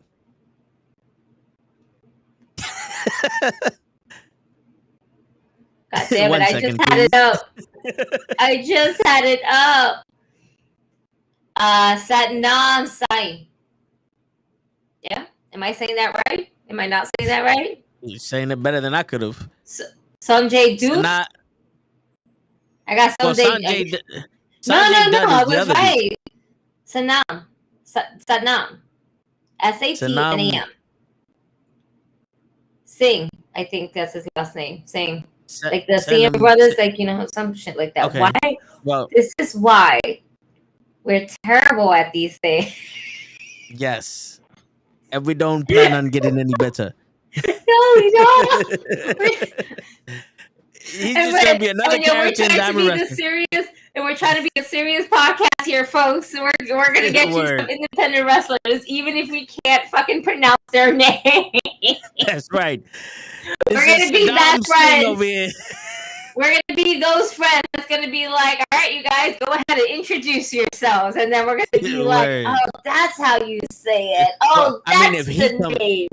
If he comes on the show, all you're going to hear is, my name is Adam Singh, and I like to wrestle. That's all we're going to hear. Ain't nobody going to understand his name. Yo. Yeah. Oh, man. Oh, little fun fact, Gigi. Savannah Evans liked my tweet. I am a fucking weak. I'm actually, as you're saying that, I'm going through Twitter right now because I realized I just had mad notifications. I'm like, what the fuck is going on? Wait a minute. And I see what's happening. Oh, man. I'm fucking weak. Oh, all right. Here we go. We liking, we retweeting absolutely everything because this, oh, my God. Wow. I need to tell it, yo, you need to stop this. You need to stop gassing his head up. Hey, I can't help it if I'm you. You know, no one ever said that. No one ever said that. She was thinking it. Look at Gigi's face. Close up. Savannah, if you're ever watching this, I apologize for my friend. I have no excuse for him. He has no excuse for himself. Science has no excuse for me. And y'all thought show was the bad one. All we can do is just apologize at this point. Word. I apologize, Mayo. And if you say it's fine, you're adding more fuel to the flame, girl.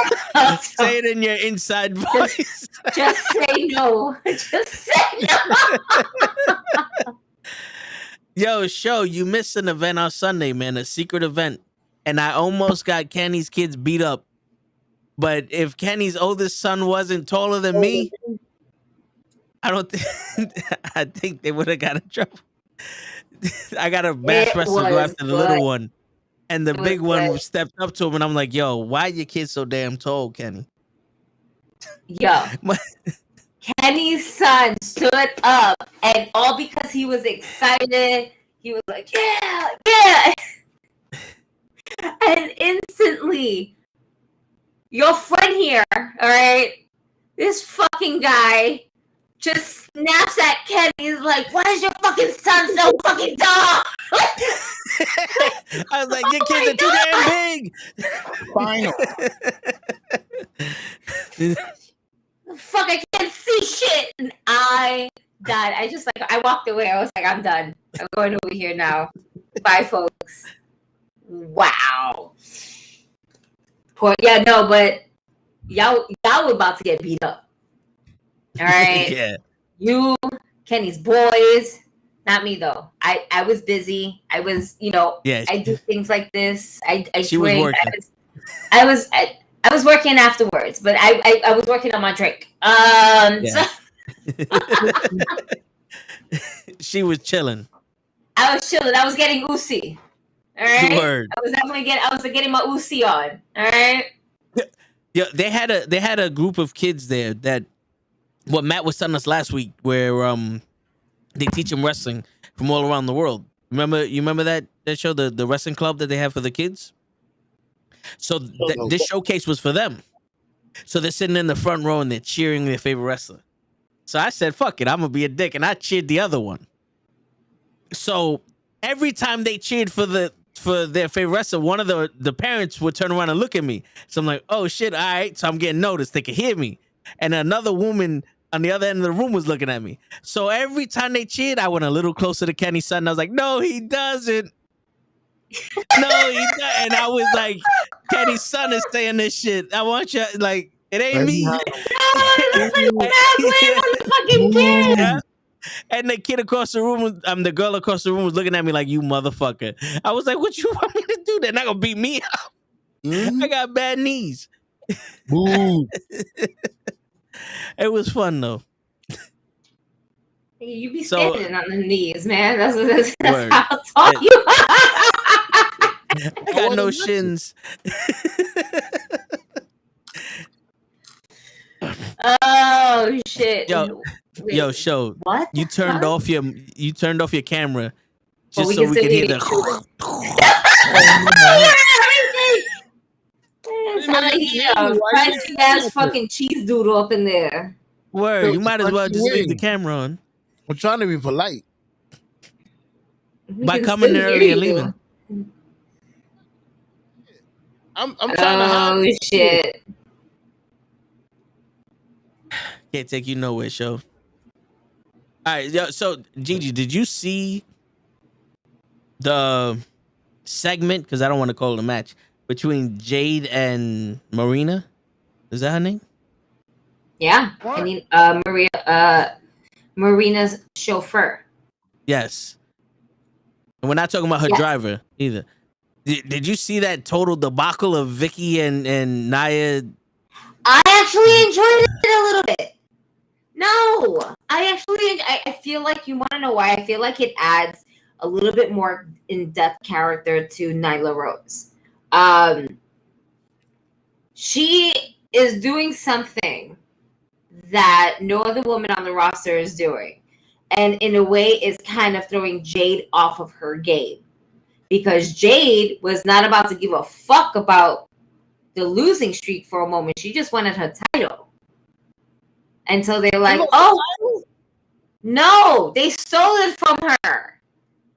They stole Jade's title, and Nyla Rose is literally walking around saying, I'm the TNT champion. Not you, me. Why? I'm holding it. That's why. Therefore, it's mine. I am the champion.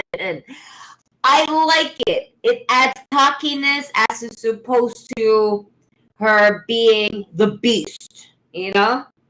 I actually enjoyed it. It's you're right. It wasn't a match, really. It was a segment.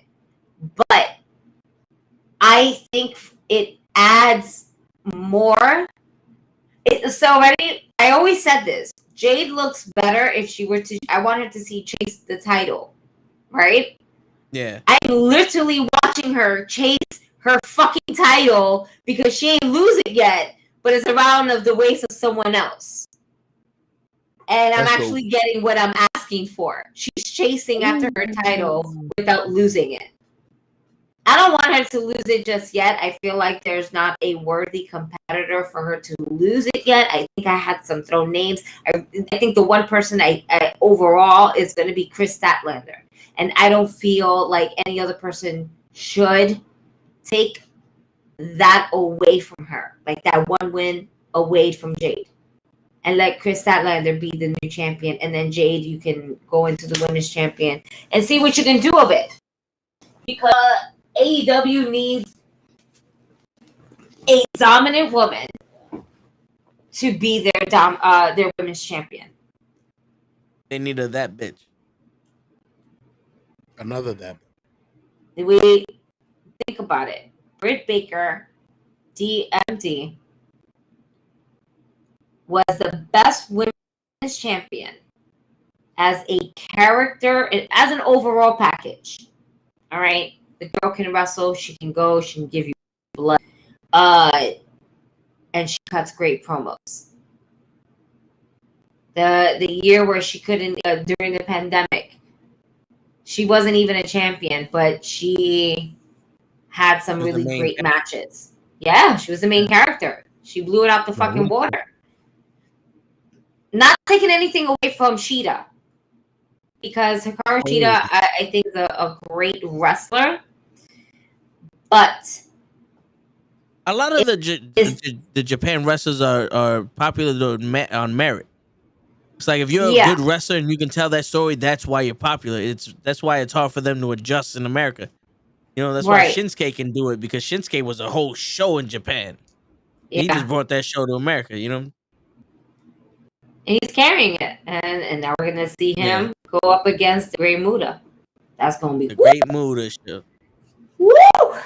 Shinsuke versus Muta. Yep. How? He's going to go to By Japan. the grace of the wrestling gods. That's how. It's a fucking Hail Mary. And it's a smart move. It's a smart move. Under Vince McMahon, never. Triple H, Stephanie, and Nick Khan. I mean, why it's not? the Great Muta. Yeah. And Great Muta said it was either Shinsuke or Sho. Oh shit! And you know they don't want us to shine. No. You two told them now. Yeah, I'll be right back. Right. Don't threaten us. So who is there any other guys in Japan y'all would want to see meet? Like that haven't met? Like Asuka, maybe? Another female? Okada. Asuka against Okada? Nice. Asuka against Okada. No. I kind of want to see Asuka against that other Japan girl. Hold on. What the fuck is her name? She always comes out sounding like she's moaning. She's like a fucking karaoke singer, some shit like that. I don't know. Sho, did you see Dynamite? No, I wasn't able to. That's what I told Toe. I was more on WWE this week. Like, I actually Gotcha. enjoyed. I enjoyed Raw. Raw was pretty Yeah. good. It's for me. Yeah. What was your The favorite matches were segment? pretty good. I liked. Well, of course, everybody liked Roman Reigns and The Miz, but That was good. I like. I really Seth Rollins, man. Seth Rollins is doing a hell of a job with He anybody. really is. No, he's doing amazing. He's over. He's hot. Has blonde hair. A man has blonde hair again, and not from the top of his roots. He's like, nah, don't touch the roots, but you can go. We'll go ombre with it. We're gonna go the other way. Yo. NuKKle. I get to watch. What's up? I watched a little bit of it. I'm going down. So it was Seth Rollins versus Austin Theory. Oh, what a match! Yeah, that was good. It was very good. I see Austin Theory has the qualities to do the same thing Seth Rollins is doing. Be great. Absolutely. I agree. Austin Theory. Well, no. He's not doing that bullshit anymore. He's not underneath Vince McMahon's thumb. Yeah. That's the thing. And what's cool is that there was, I think, talk about Austin Theory not cashing in his Money in the Bank until like the very last second. I think that would be cool. Until like when I mean very last second, I mean the night of Money in the Bank before that match happens. I think that'd be dope. Especially if we kind of forget that Austin Theory has the briefcase. I think that'd be dope. What is Austin Theory doing here? He's finally cashing in, and then Corey Graves, you can just see him, or even Pat McAfee. He was like, he has until the next match, you know, and then because that would be the main event anyway. You know, Money in the Bank ladder match would be the main event, or even not, because you know how sometimes they like to go ahead and put the championship on the line as the first match. Yep. And then the other championship at like opener and closer, pretty much. Yeah. So there's just so many ways that you can play with it. But one of the thoughts and ideas that I've read was that they are possibly planning to have Austin Theory ride this into the sunset. It's not as uncomfortable as it used to be. I could take it. I'm Jesse Ventura. Wait a minute. Toe Tags is Bobby Heenan. Sir Price, I'm going to need you to rewrite your sentence. All right? And I need you to, if you need to use Grammarly, I would highly suggest it, because Toe Tags is no fucking Bobby Heenan. No, I'm Bobby. Gorilla Monsoon. Wait, it show is Gorilla Monsoon. Sure. Wait, no, because Gorilla Monsoon was a genius in wrestling. Exactly, that's what I'm saying. Bobby was the one always joking. So why am I Jesse the Body Ventura? I just want to know why I'm not the governor. Hello, governor. Hello, governor. No comment. Wait a minute. Hogan did it first. Oh man. These humanoids out there, you know. Yo, you know something.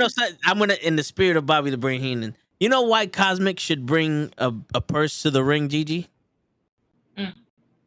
Because you could fit a brick in a purse. Ooh. Just smack him with the purse. Boom. There you go.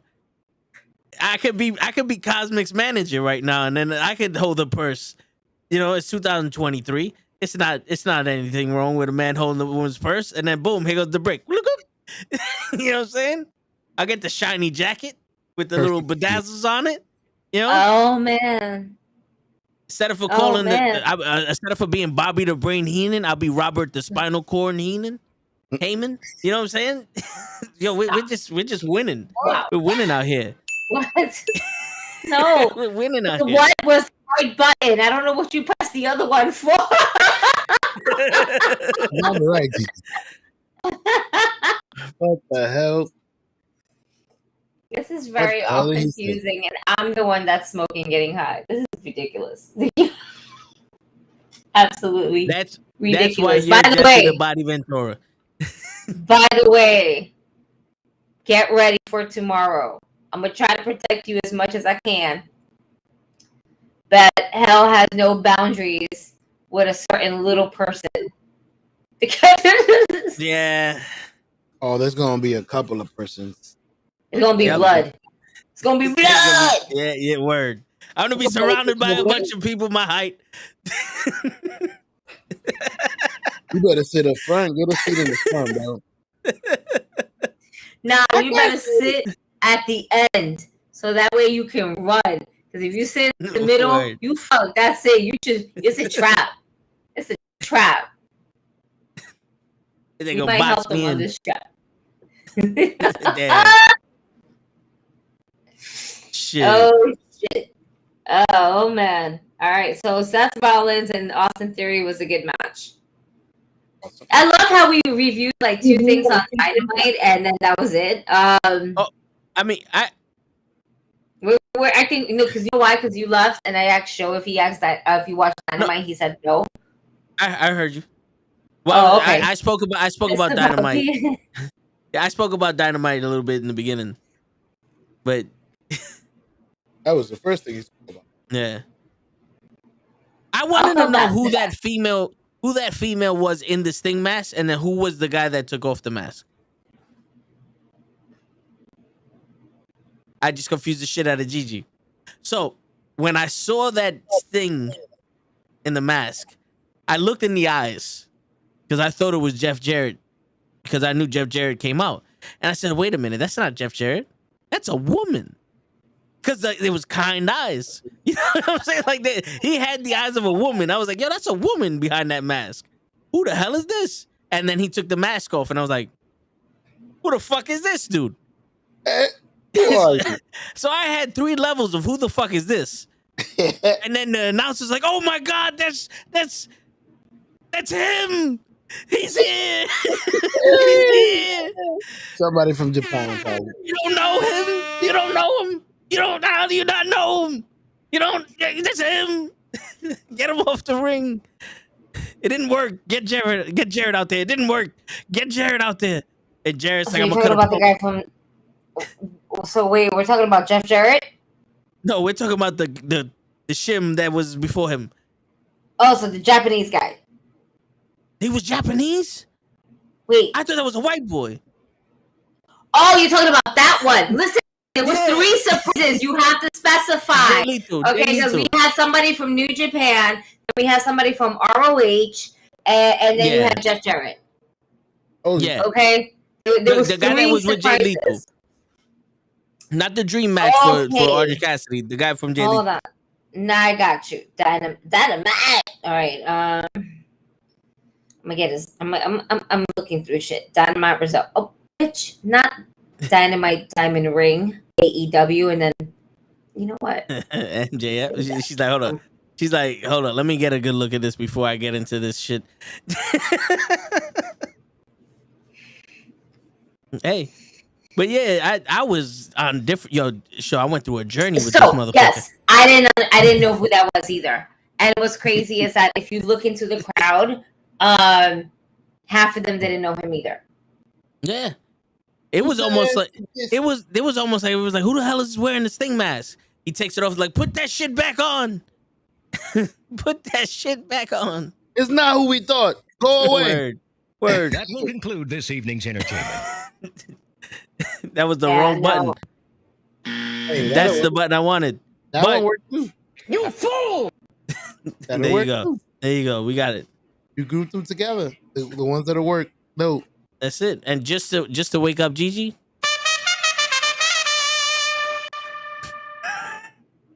He broke the trumpet. Yep. I got my fake sting. I'm doing my research here. So Jeff Jarrett part of he's just part of AEW faction. So he goes body bags wherever. I don't know. He wants to put people in body bags, show. Who does? Jeff Jarrett. For real?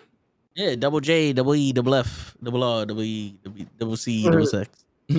A B C. Wow.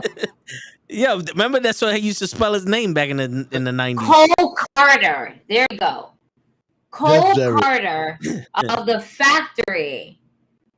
So we know the Factory. Yes. Yes. With Okay. Yeah. AEW, the Factory. Cody, Dustin, the Factory. Oh no. This was the QT Marshall, the Factory. Yes. Yeah. Right. One, no one knew who the fuck Cole Carter was. At first, they had to say his name a couple times. I honestly did not even remember the fact that he was actually employed by AEW. And that's AEW's fault because I also watch Dark and Elevation, and I don't even see that boy on there. Yeah. So the fact that they try to make it into a big surprise, it was like a fail. No one knew who is this guy? Okay.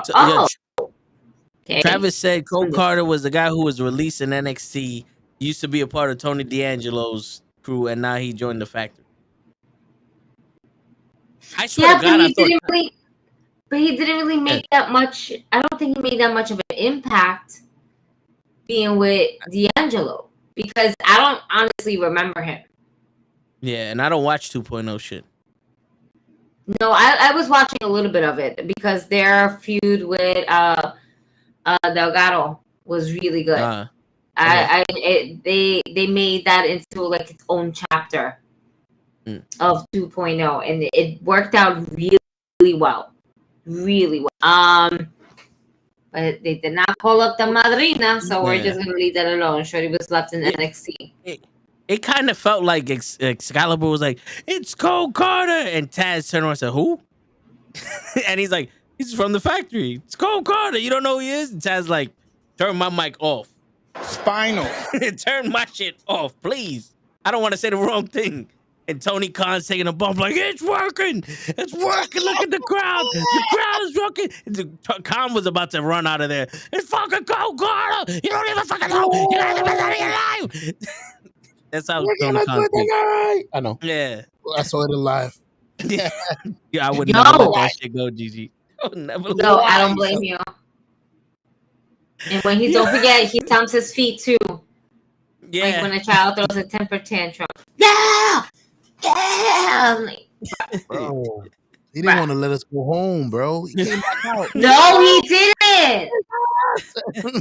My man did a whole nother line and was like, "Let's do 2 more hours." He's screaming, and you just see people running out the arena like, "Fuck this! I'm trying to go home. I gotta go to work. He's trying to hold his hostage. I can't. I love the one comment in my section. "Hey Tony, it's Thursday. Do you know what that means?" Word. It's like we gotta go to work. Shit, this ain't Friday. People knew Rick Ross then. Word. Yeah. Yo, Rick Ross. Allegations. I'll take Rick Ross. I don't care. That bullshit ass segment was entertaining as fuck because Rick Ross is just throwing words out there, and I'm just like, yo, this is great. Part of me actually was like Rick Ross there, and I was like, oh, okay, I understood why, right? Was it necessary to make Swerve blacker? No, but at the end of that's what I felt like. It felt like they said, yo, you people don't understand how black Swerve is. Throw in Rick Ross. Because, yo, dude, you want to talk about stereotypes? These words came out of Swerve's mouth. They're stereotypical. Yeah. If you want to talk about a stereotypical black guy in wrestling, Swerve is the most. He's like a fucking 2 set of stereos. That's how stereotypical this motherfucker is. He's a rapper chilling with Rick Ross, got his own fashion line. He comes out with the grills. Like, my man, you are indubitably a fucking stereotype. And Rick Ross ain't help you. Does he have a do-rag? I'm pretty sure he does. No, but he wasn't rocking it. He wasn't rocking it if he was. Like, he was definitely not rocking the do-rag on TV. Yo, I'm telling you. Don't do that. Yo, when Swerve and Keith Lee split up, Swerve's new entrance music is gonna be I'm black, y'all, and I'm black, y'all, and I'm bliggity bliggity, and I'm black, y'all, and I'm black, y'all, and I'm black, y'all. Like, that's gonna be from CB4. Oh, okay. With Chris Rock and you remember? I'm gonna say this deja vu. I've heard this. I mean, I don't make shit up by myself, sure. I can, but I don't. No. Good shit pointing it out from the movie. Nah, where the fuck is this from? Yo, the difference between me and you, show, is when I put my pants on, I make hit records. Mm. And Gigi's like, all right, can you shut the fuck up now? On to the next match. If Keith Lee and Swerve don't come out to hustle and everything.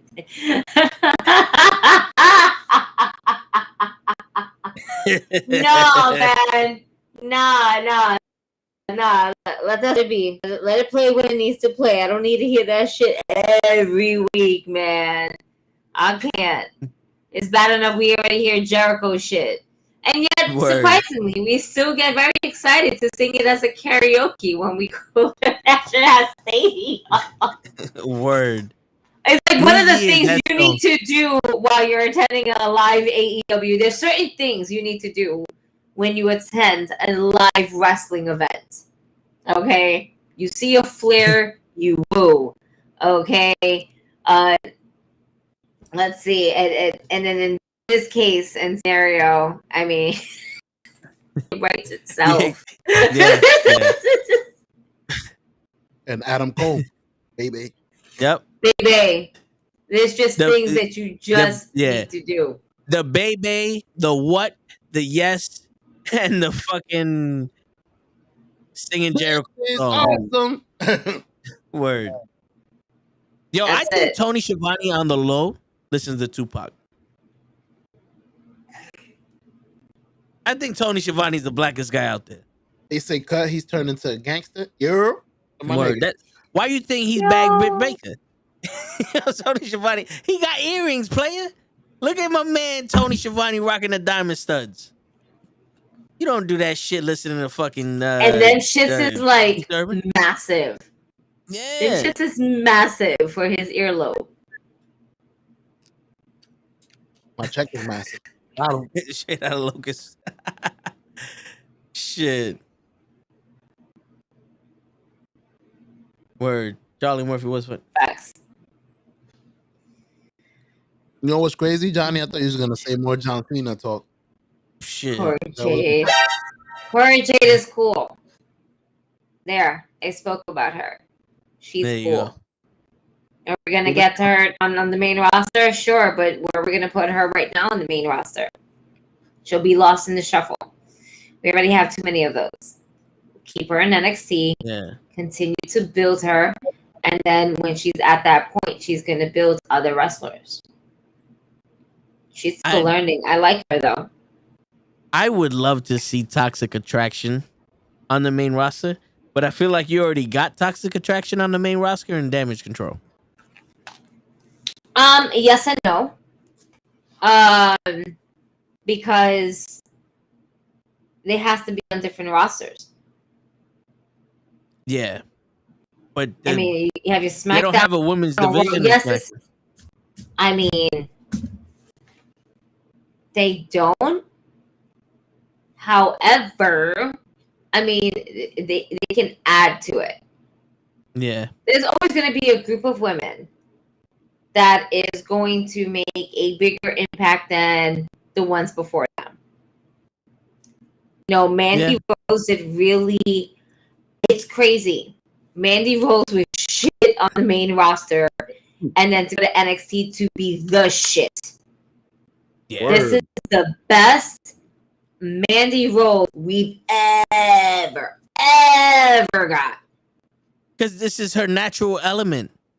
She's not the type of person that goes out with Otis. She's a fucking tease. She's Sunny with the potential of wrestling. Sunny. And a different, all the men want me, and all better, the women want to be. better business mind. Yeah. Because she does have a small business with Sonya Deville about donuts. And that's fucking awesome. Who doesn't love a good fucking donut? And have you seen them shits? Them shits is like massive. Yeah. Huge. Like them donuts that you would get from the cart on the corner. You know, they be having them big ass donuts. They hard as shit, but they some big ass donuts. Where they based out of? The corners? No. I thought you were talking about the cart. I think it might have been. I think they live in Florida or something like that. But they're just going around. I know they did like a tour recently, but I don't know where you would be able to get that. You probably go on Mandy Rose's IG or Sonya Deville's to see about the donut shit. I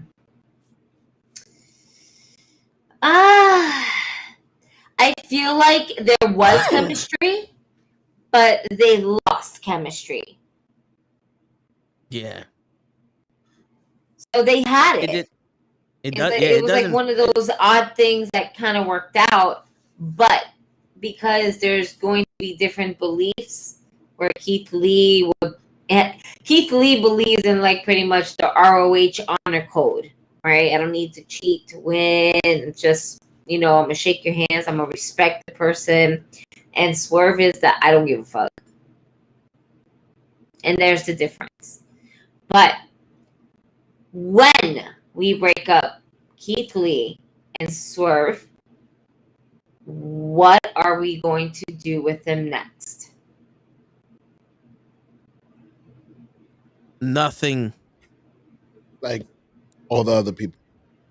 Travis, Keith Lee. What feuds do you see Keith Lee in?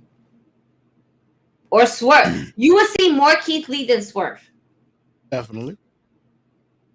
Yeah, but listen, you will see more Keith Lee than Swerve, but that does not mean you get to see Keith Lee all the time. So imagine how much of Swerve we will actually get, which is close to nothing. We're having a story between Jungle Boy and Luchasaurus. Yeah. That's been going on for months now. Almost decades, it feels like. Hey, this is the donut show. Delicious. I wish they had some around here. I would have tried them. It's in California. That's where it's at. Cali. Yeah. Yeah, shit. But I mean, they're $5 a donut, show. You ain't gonna have no cheap ass donut for $5 in New York. Bro, we buy the giant pizza. I think pizza's different than donuts. Yeah. And that's only $4. Even though it's a big pizza, it's just, it's not fluffy dough. It's flat dough. Yeah. And not super flat because that's terrible. But, yeah. A donut is big and fluffy. The only donuts you're able to get like that is around here now, Krispy Kreme donuts, and they're not even big. Yeah. They just have really good. They just have really sweet stuff. Yeah, they're little fucking round crack with a hole in the middle. That's all Krispy Kreme is, crack, the hole in the middle. It is. It is. It really, especially when they're like fresh and nice and warm. You're just like, yo, I bought this whole box for myself. Word. You don't even get to smell it. No. No. This is the thing. You can smell it. There's no way of escaping a Krispy Kreme a fresh box of Krispy Kreme donuts in a room. As soon as you open it, it intoxicates the whole entire room, and it smells like Krispy Kreme. And it just smells like savages coming around and be like, "Can I have one? You have extra?" I love Krispy Kreme. I'll choose Krispy Kreme donuts over Dunkin' Donuts.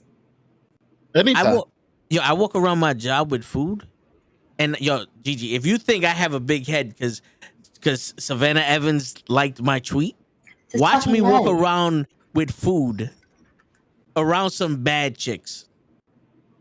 You be like, yo, you think they're looking at you, player, or you think they're looking at that slice of pizza that's in your hand? They're looking at the slice of pizza, but I know that the person holding the slice of pizza is sexy. They don't know that, but I know that, and that's all they need to know. Gigi's like, all right. And you can't teach word. And you can't teach that.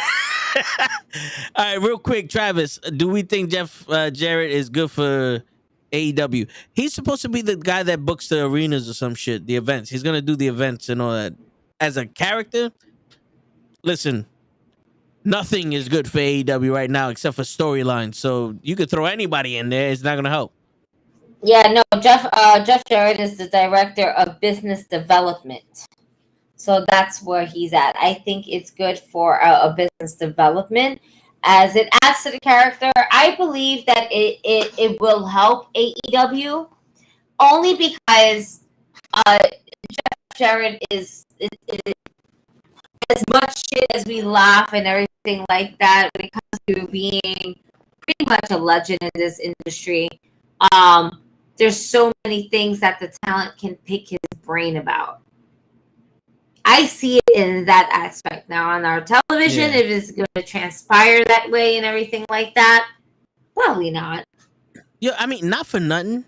It could help Tony Khan out because he did run Impact. His father ran the AWA or one of them organizations back in Memphis. You know what I'm saying? Like, he has experience running a company into the ground, but it's still running a company. I don't want it to run into the ground, though. Nobody wants that. The ground. Impact was at its highest, with underneath Jeff Jarrett, and then Dixie Carter ran into the ground. Well, I'm gonna be real with y'all. Hogan and Bischoff ran that shit into the ground. But anyway, I digress. I agree. But I mean, he still can help with that shit. Jacoby Peters. I swear to God, I want to call you Jacoby and Myers. If you're still here, we're gonna answer your question out. Sub, all three can go, but if you was a booker, who would you hire to be the talent scout? If you was Tony Khan, who would you hire to be a talent scout?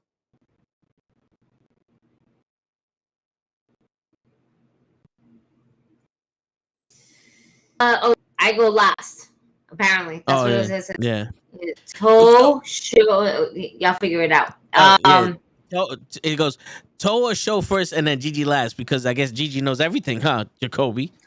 That's sexist. Why? Because with men we don't know shit. Is that what you're trying to say?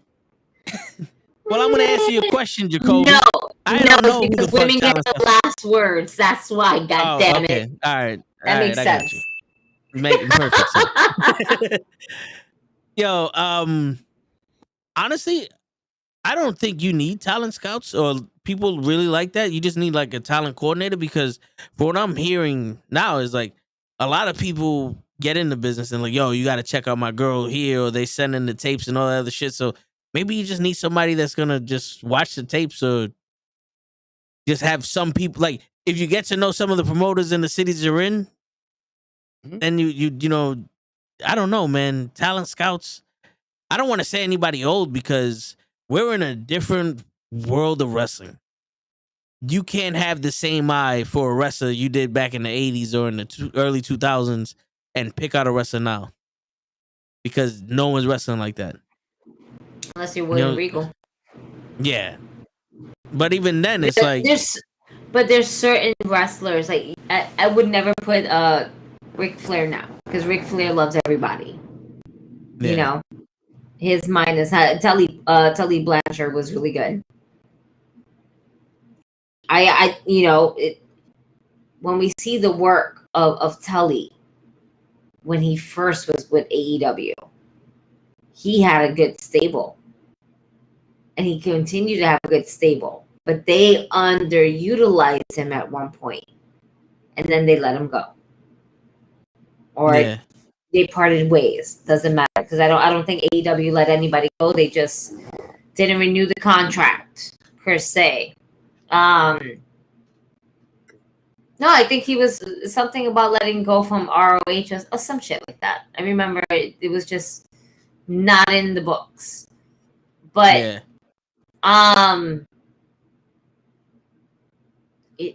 this is the thing. You need not someone, some people, because there's so many different styles of wrestling.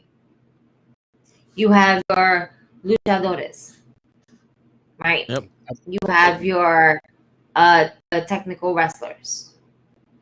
You have your high flyers, like kind of a cruiserweight, very similar to the lucha style, but still it's a combination of being a technical wrestler and a lucha. You know, it's a combination of both. Then you have your straight brutes, straight up fighting style. I just want to fight. Sheamus, Pete Dunne, or whatever you want to call it. And yes, Walter. Yeah. Gunter. He's still too My late. name is Gunter. It's slowly growing. I mean, slowly, but not really. Walter is always great. What was wrong with it? Well, they I think named that him was after his a actual Nazi name. Oh, Gunter is had a first and last name, and it was the name of a Nazi.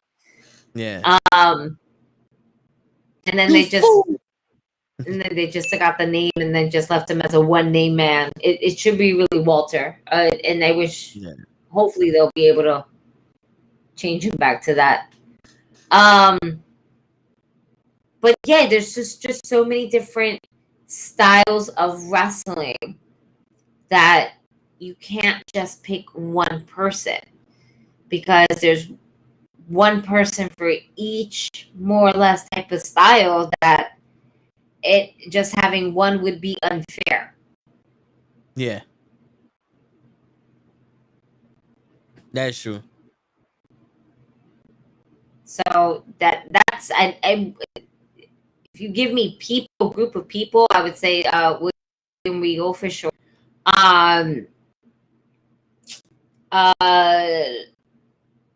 You can never go wrong with JR because he can spot it. He can feel it.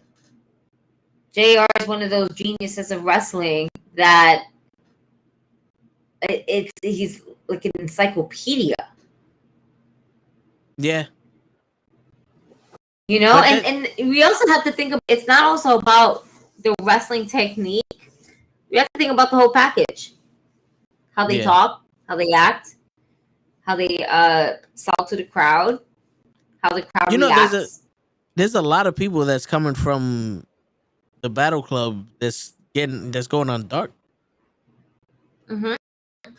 That dude that was in that match that he came out to the Jagged Edge song. He had the pink and the diamonds in his headband with the braids. I forgot his fucking name, but he was on Dark the other day. Dark. Yeah. Because AEW Dark kind of puts on the talent that goes on there. Is this it? No, it's not. Tis not it. What is this? Oh, it's rubbish. Chris wants to know: do you think that ROH is killing AEW, and do you think they should make it a developmental brand and hire Regal as a? I think Tony Khan is killing ROH. I think he's killing ROH and AEW. Like I said earlier, they're just stagnant. They're not rolling downhill, but they're stagnant. And the thing, when you're not making any progression, it just looks like you're moving backwards. And when you're getting the same shit every week, at one point, it's like, all right, I'm tired of this. Like, this may be the best rice I've ever had, but every day, I'm good. I need something else. Mm-hmm. Exactly. Yeah, man. I think that Tony Khan took too much on, more than what he can handle. He took ROH mainly because he didn't want WWE to get ROH. And they just wanted to get the library. Maybe they would have gotten a couple wrestlers. Maybe. You know? But those wrestlers would have definitely been on NXT first before going to the main roster. Yeah. Well, they wanted the video rights, the video archives. I don't think WWE gave a shit about ROH. But with Triple H in charge now, owning ROH, I think he would have did something with it. Agreed. AEW will not go out of business, Johnny. I'm sorry to disappoint you. If Impact Wrestling has not gone out of business, I promise you that AEW will not go out of business either. Yeah, they wouldn't. Not when they start seeing a dip. They're gonna start seeing a dip in shit when they get stagnant. But they got too many stars to go out of business.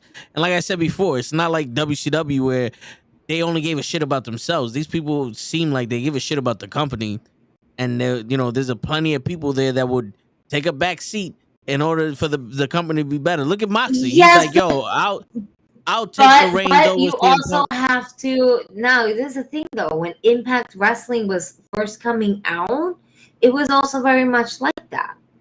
Yeah. You know what I'm saying? It took at least a solid first 5 years until we actually saw their downfall. We see a lot of bumps in the road. It is a little bit messy. But that's also because they don't have that person to stop everything from hitting the fan.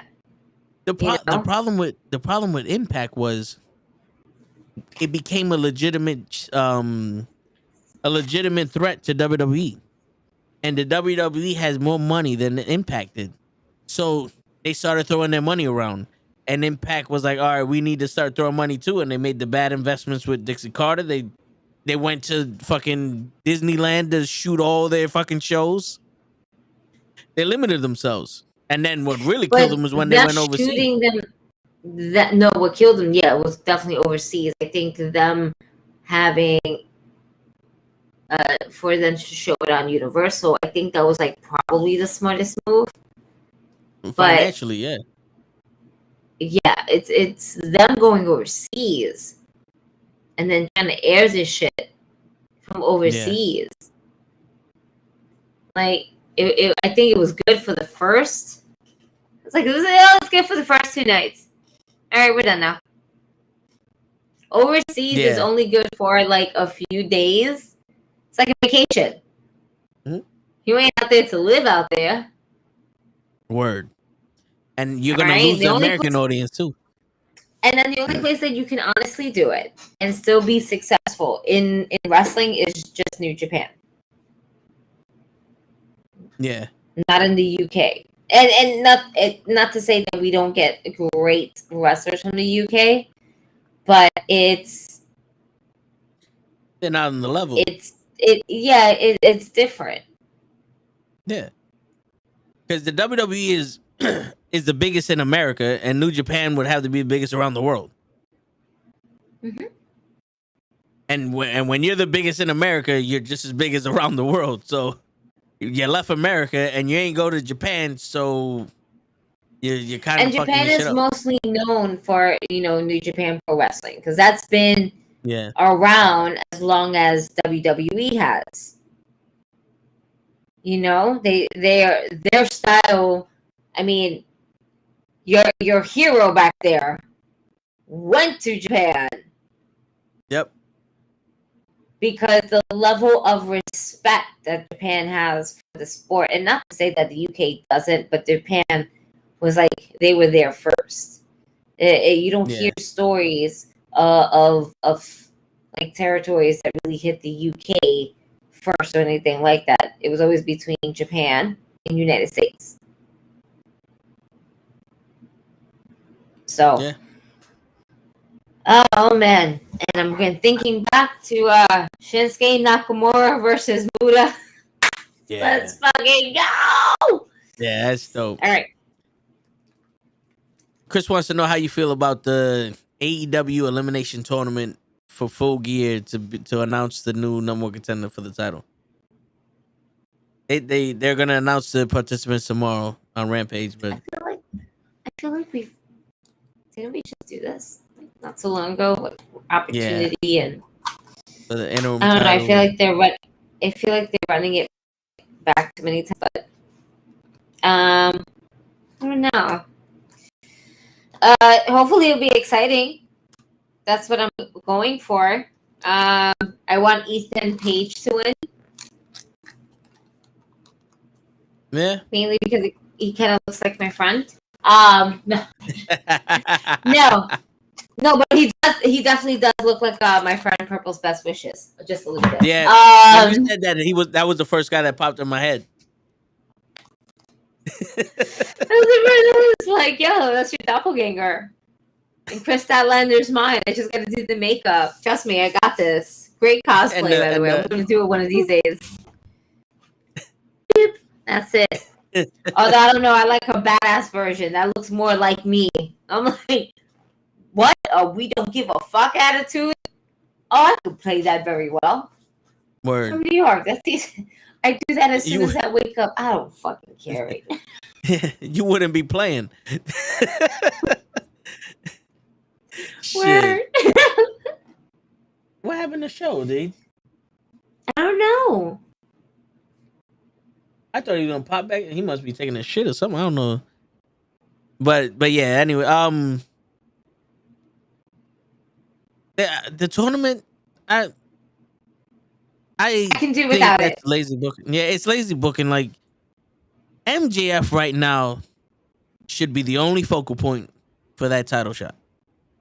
We should not be already crowning another number one contender after this match, while this match hasn't even happened yet.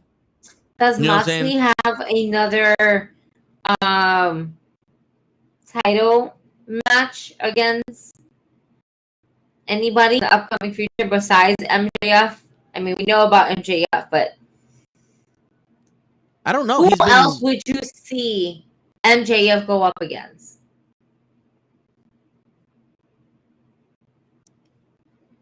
I would love to see him go up against Darby Allin. But shit, man. The only people I'm seeing is the Four Pillars. But like Ricky Starks, I would love to see him and Ricky Starks go at it. Like, get some new blood going after that fucking title. You know, he could beat these guys without a problem.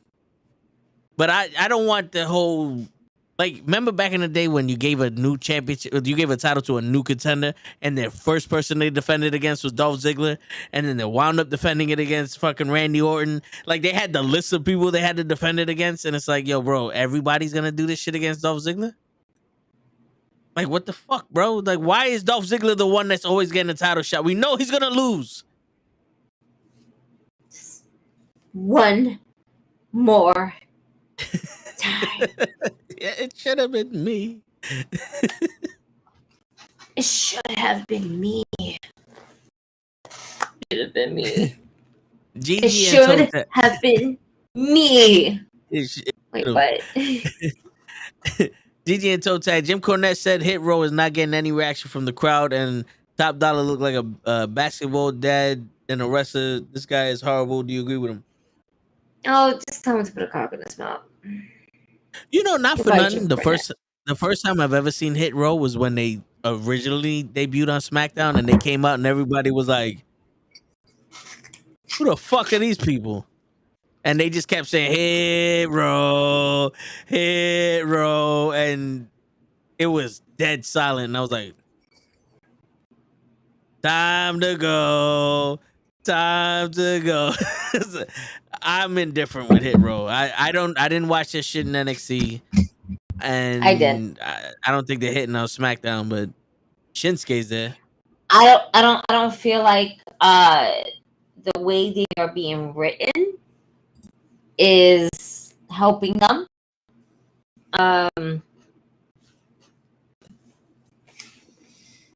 They're going to start a feud with Delgado, right? So that's going to be interesting to watch because watching them go back and forth is actually really good. I love B-Fab. When she actually gets her hands on Zelina Vega, and as much as I love Zelina Vega, but she gonna get them hands from her, is going to be something special.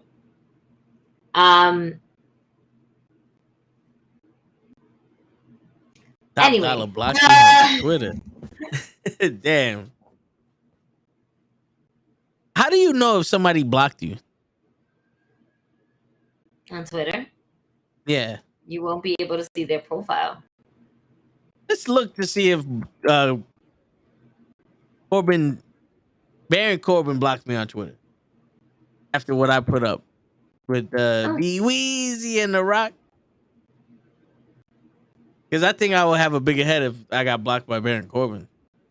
No, there's some people like right back. He would like really block more people. If anything else, like if you say something like to right back, you're a pussy. What? Fuck you. Block. There's some wrestlers that would just love to hit that block button. He didn't block me. I don't think he saw it. You need to be more offensive. Yeah, I know. You white piece it's of not shit. Enough. It's not enough. Word. You want to do a rundown of Blood in the Sand? It's supposed to be this weekend. Uh-oh. Pretty sure. Well, let's fucking... Let's check it out. I don't think so, because she wouldn't pay no mind to this nigga. Oh, that's she ain't funny. Blocked me. Not yet. Not yet. All right. I'm about to tweet her now. Like, what I got to do to get you to block me? I got a rep to keep. There you go. See?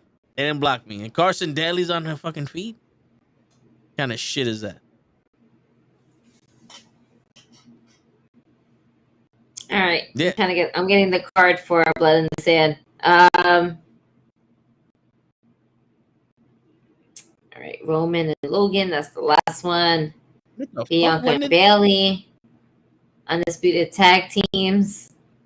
Women's tag teams. Also, it's a rematch. We're going to get a steel cage match. Okay. When the fuck they announced that? The steel cage? Yeah. I don't know. I wasn't. Then again, there was I don't think I was paying attention.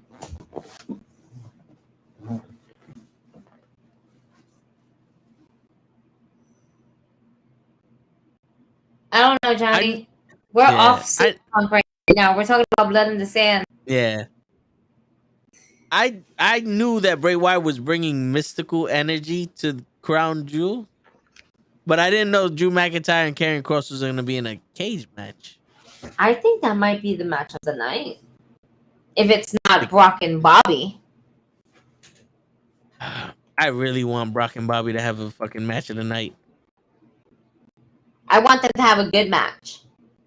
Not a bullshit ass match, not a one-sided match. I want this to be a fucking fight. Word. I feel like if we don't get a fight, it's going to be such a letdown. And if it's a letdown and we run it back, we're only end up hurting ourselves because we're like, oh, we're gonna run it back. Oh, okay. Oh, yep. It's shitty like it was the first time. Yeah, I don't want no fucking German suplex after German suplex. Like, you're two MMA fighters. Let's do this. Let's do this shit for real. AEW for Life said they said it on SmackDown. That's the problem, AEW for Life. No one watches SmackDown. If Roman Reigns said it during his promo, people would know. No, my man said he was running everything. I run this. This arena, mine. This camera, mine. I own it. Yo, yes. AEW for Life. Them saying it on SmackDown isn't very oozy. It's not very oozy. Word. It's not very oozy. Which, by the way, was probably my favorite segment. My absolute favorite fucking segment. The fact that Sami Zayn was able to get everyone to at least break character for once. Even if they had to get serious back. He was able to do it. Word. He did it with Solo. He does it with Jimmy all the time. Yeah, Jimmy's just one of those. You just gotta be, Jimmy! And he breaks. He just mentions his name and he breaks. Here he goes. What up, sleepyhead? Oh, shit. He changed his clothes and everything. I don't know the struggles I just had. I got it, though. It's working. His power went out. Nah, his hat was on fire. Hat wasn't on fire. The Joker was in there. That's why he's dressing as Batman. Joker's upstairs.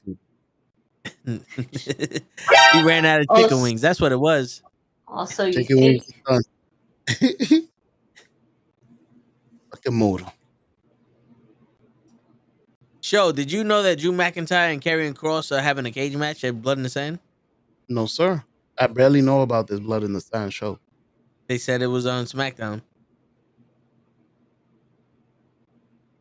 Yo, Johnny, that's not very oozy of you to hate the Bloodline. It's never. They're the ones. It's never oozy of you. They're the ones, Johnny. You're the two, and they're the ones. I asked him earlier. He never said nothing. Who, Roman? No, Johnny. I asked him what was his name. No, he asked Paul. He asked the councilman. All right, that's who he fucking asked. The wise he man. Said, the wise man. He went up to the wise man. He says, "Excuse me, wise man. Of all wise men, how oozy are we feeling today?" How oozy do you feel, Show? He said he's almost oozy. Almost. Is that I was dying earlier, but I'm better now. The fucking blood is pumping. A little better. That's why I'm tired. That's why he put the hoodie on to cover up the blood. Nah, it's cold on. But oh man, he was like, "Nah, it's just cold." It's just Here you go. Because Roman Reigns makes me so angry, Show, and the only reason why he still has the titles is because of the Usos. Roman Reigns is not a good heel. We need the old Roman back. No, the only man in the history of fans to want the old Roman. Johnny. Sorry, Johnny. I'm gonna have to disagree with you. We don't need the old Roman back. I don't want to see bulletproof vest Roman back. All right, I don't need to see D'Lo Brown vest. I don't need to see winter is coming, blue eyes Roman. All right, this Roman Reigns is the realest Roman Reigns you will ever fucking get. This is as real as he. If he's pissed off, this is what he looks like when he's pissed off. All right. There's nothing that you can say to like, oh, he is the best when he was with the Shield. No, the faction was great, but he wasn't his best. This man is cutting promos not only in the ring, but walking out of the ring. He is just like To this day, my man is just like, whatever. You made the list, Gigi, for being Roman Reigns' lover. I wish I was his lover.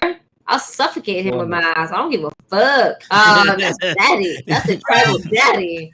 All right? Fuck out of here. He don't need to breathe. He does. But then he don't need to. That's like saying I'm a Sasha Banks lover. Yeah. Yeah, but there's a difference. I might have a chance here. It's true. I mean, it's true. You got a chance.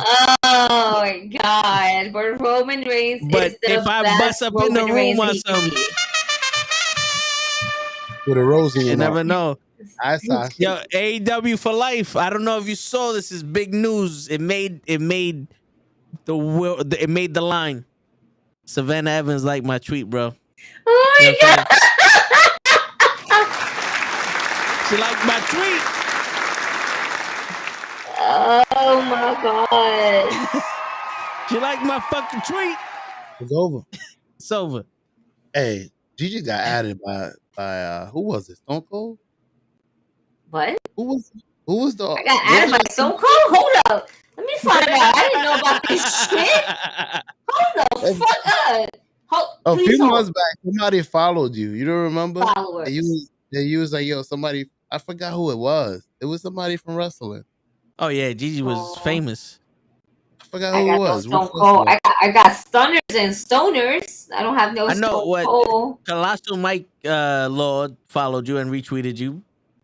Or what is it called when you do it over Instagram? Reposted you, re-Instagrammed you. What is the rules for that? It's a repost. All right, they reposted you. Yeah. You re-Instagrammed you. Oh, that's because I made a meme about him. When he was throwing his colossal weight that only he can kind of hold and stuff like that, he threw it in the ring, and I think it was like how I act, how my anxiety is every day, and it's just like different shit that's in the ring. Bills, child support, rent. And I didn't even know who he was until like my friend started like tagging him, and then I actually fucking met him. I'm like, oh, it makes sense now. I got you. And I also have Black Cena. See? I have Black John Cena following me. Jerome Cena. He literally, Black John Cena. If you ever look up Black John Cena. You know, I thought that would be Darius Young. From the Primetime Place. He looked like a Black John Cena. Tell me he don't. What? He look exactly like John Cena. Darren Young from the Primetime Place. No, I know who you're talking about. Yo, dude, tell me, put color in John Cena brown, and boom, you got Darren Young. Tell me that don't look like the face exactly like each other. I'm done. I'm telling you. Yo, show, when we met Mike Law, Colossal Mike Law, two things happened, show. That was it. No. This is Sunday. The show you missed. That was this? Yeah. How many times I met this guy? Every day. Two things happened, show. One, Gigi got him to agree to come on the show in the future. And two, we both realized that we're both 7 foot tall, 735 pounds. And there's nothing anybody can say about it. And you can't. That's right. Oh my God. You know how hard it is to find people my height? Oh man. I know. I don't know how. I know how it is for tall niggas to find people your height. I know how it is for tall people. See, because we the ones. Even though it's an old comment, I'm going to bring it up because we the ones. We're not the twos. That's right. Oh my God. I'm done. Wow. You want to get... No, you want to get your crown jewel? We were. I still have the card up. I was looking for a Black John Cena so I can forward you the page. Instagram, sure, I think we got stumped on a steel cage match with Drew McIntyre versus Karrion Kross. Braun Strowman versus Really? We could have left these niggas. We could have left these niggas on SmackDown. They didn't need to go to Saudi. They're the first ones that don't be seen. He's fighting Omos? I thought he was fighting Bobby Lesnar. And that was what? All that. Bobby Lesnar. Bobby Lesnar signing for Diamond Wrestling, baby. Fucking Lesnar. Let's fucking go. Shit. We got him. They didn't think we could do it. They didn't think we could do it, but we fucking did it. Gigi put in that work over the weekend. We got Bobby Lesnar in the fucking Bobby Lesnar. Bobby Lesnar. We did it, baby. Fucking Bobby Lesnar in the fucking building. Oh shit. Bobby Lesnar. I'm sorry. He cost 19.5 Bitcoin. Word. He was there for 2 weeks on a verbal agreement, but we got the ink to the paper. Holy shit. He threw him through a table. I thought, man, they doing a great build-up to the match. And this motherfucker fighting somebody else. You gotta be shitting me. What? What? I'm Almost is facing Braun Strowman. Braun Strowman Spinal versus Omos. Show. I thought you said your blood was pumping. I thought you said you was awake. I sure faked it, bro, right? Yeah, you did. Nigga thought he was mute. Holy shit. We're over here talking and shows just like.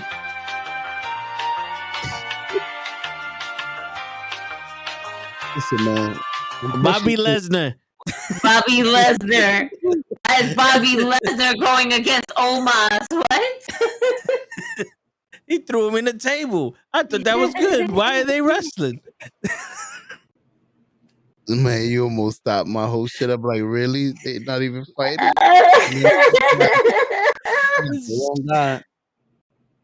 Damn show. The monster among men. Braun Strowman. Dong. Oh, I know who you're talking about. My man said, dom. Isn't that how his fucking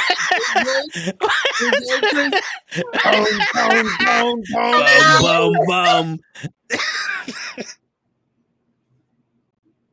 Damn show, you gonna kill me real quick, man. I can't get it right. You can't. Oh shit! We know. Bum. Yo, was he part of B2K? Baby, turn around and let me see that sexy body go bum. Oh my god.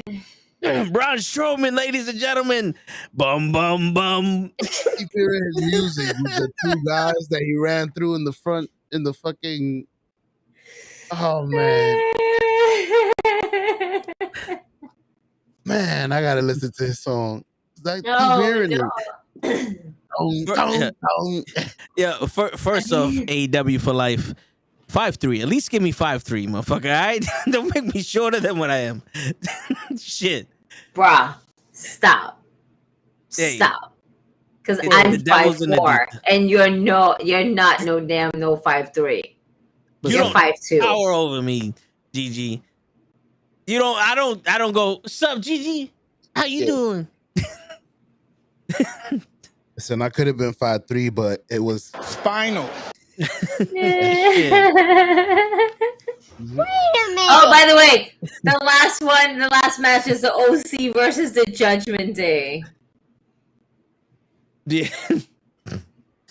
Oh, and in addition to these matches, WWE has also announced that Bray Wyatt will be making an appearance at Crown Jewel. We're getting bringing it. his mystical energy. Do we bring a character with us to Crown Jewel, or do we wait still? I think we should wait still because I don't feel like Saudi should be the place to appreciate the majestic mind that is Bray Wyatt. You know, just to fuck with them, I would bring a special character, Mother Russia. This guy always. So you don't want none of these niggas to come back, is what you're saying. Mother so Russia. what you're saying is that you don't want none of these niggas to come back. What the fuck is Mother Russia? And then we're gonna have Russia and Iran to basically wow. Yeah. I mean, my tribal daddy is going, and this is what you say. This is what you say. Oh man. Leon walked into what the fuck is going on? Leon, I'm sorry. I apologize. This man said Mother Russia. So you don't want none of them niggas to come back. None. Like 2 or 3. Maybe. Yeah. Bobby Lesnar is coming back. Bobby Lesnar. My client, Bobby Lesnar. Oh man. Yo, I put it in the chat. Bobby Lesnar has just signed with Diamond Wrestling, and Lay goes, let me guess, show enough. Yep. How does one say that? We don't know. I say Bobby Lesnar, and I still confuse him from Braun Strowman. That's crazy. Hey, that's crazy. How do you pick up Bobby Lesnar from Braun Strowman? I just heard the B. I told you my brain is malfunctioning. I'm just. You also told us that you were fueled up and everything like that. That was a lie. And that was a lie. We know that. My man said, "Get that the fuck out of here." Nope. I'm just. He's just waiting for the good night show. That's what he's waiting for. I'm so sorry, bro. I don't know what the fuck happened to me today. This is what happens when you join the show with more than 10 minutes left. You get burnt out. You haven't. Nah, you haven't went the rounds, Rock. I was fine yesterday. Today I was like my body. I don't know. I was here. I was fine. I was happy, and then I felt it. I was like, I feel my eyes. You know what it is, show. I got you. This Porto recognizes it because I know him. This is what you need, show.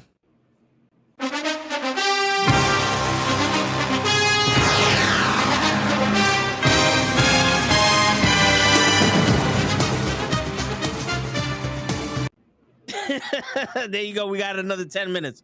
I'm back. Hurry up. Push it. Word, Lay just gave me the confused Steve Harvey look, and I'm just like, man, I'm here, and then I felt this on so many levels. All right. So the OC and the Judgment Day. If we're bringing somebody to take care of Rhea Ripley's problem, I've been seeing in house show events that Raquel Gonzalez has been teaming up with them. So most likely it could be Raquel. And it makes sense because tall bitch versus tall bitch. You can't spell a small bitch against Rhea Ripley and think that she's going to look at it like, this is a joke. Yeah. And not for nothing, Raquel Rodriguez has the same energy as Gallows and Anderson. Yeah. She can be just as funny as them and be as serious as them. Mm-hmm. You ever see her TikToks? Her TikToks be hilarious. Mm-hmm. No, they're really good. So I can see that happening. She's the club's version of Very Uzi. Yeah. Now, let's just run through this card and give the predictions. I'm just. We got 10 minutes, man. All right, the OC versus the Judgment Day. I'm just trying to do something here, y'all. The OC or the Judgment Day? OC or the Judgment Day. God damn it! I'm just trying to be a professional here. I think the Judgment Day. I think the Judgment Day. I'm gonna pick the. Yo, listen. I like the OC, but I think the Judgment Day is gonna win because Rhea Ripley is on the top of her game right now. Okay. By the time they gave her a break. Did you just say they gave her a son and gave her a break? They gave her a break. They stuck her with with the little character, made her a tag team. Like, let her shine. Finally. with the little character. Yeah, with the little. I know you said. What was her name? Nikki Ash. No, it wasn't Nikki Ash. She wasn't teaming up with Nikki Ash. She was teaming up with You talking about Aaliyah? Oh God. Wait, who are you? I don't like her. Rhea Ripley? I don't like. No. No, he was talking about Raquel, and you were right. It was Aaliyah. Because that's the most littlest one that she had. Other than that, it's Shakti, and everybody knows who Shakti is. Shakti with the tank. Yeah, she's gonna be big one day. I'm excited to see her in a steel cage, ladder match, table match. That way she could jump past the 3 inches. No, I don't want Tamina in a tag team match with Raquel. No, thank you. I honestly believe that Tamina and Natalia was a good tag team. You know, not for nothing.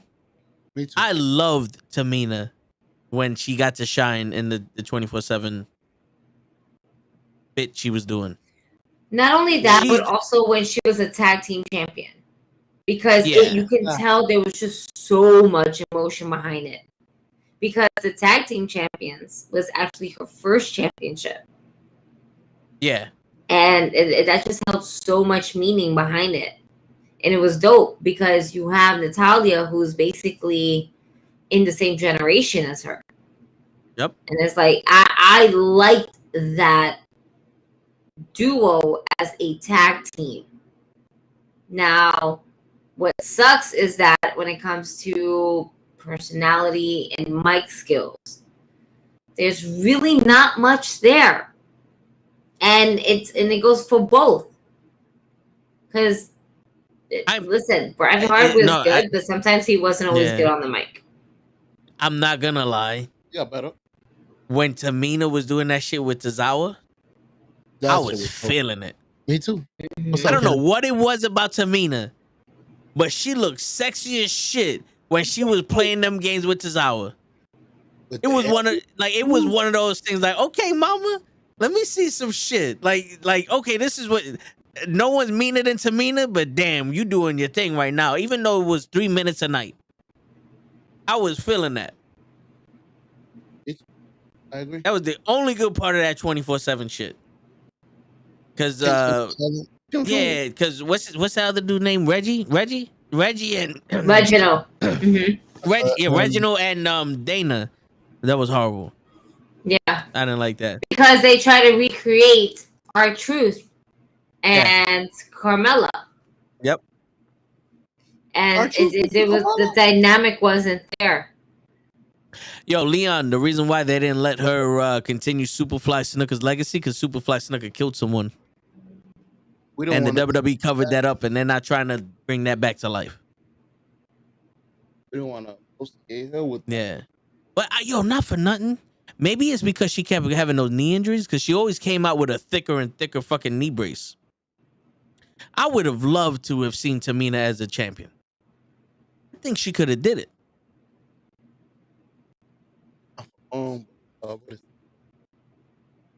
You cut out on that part, Joe.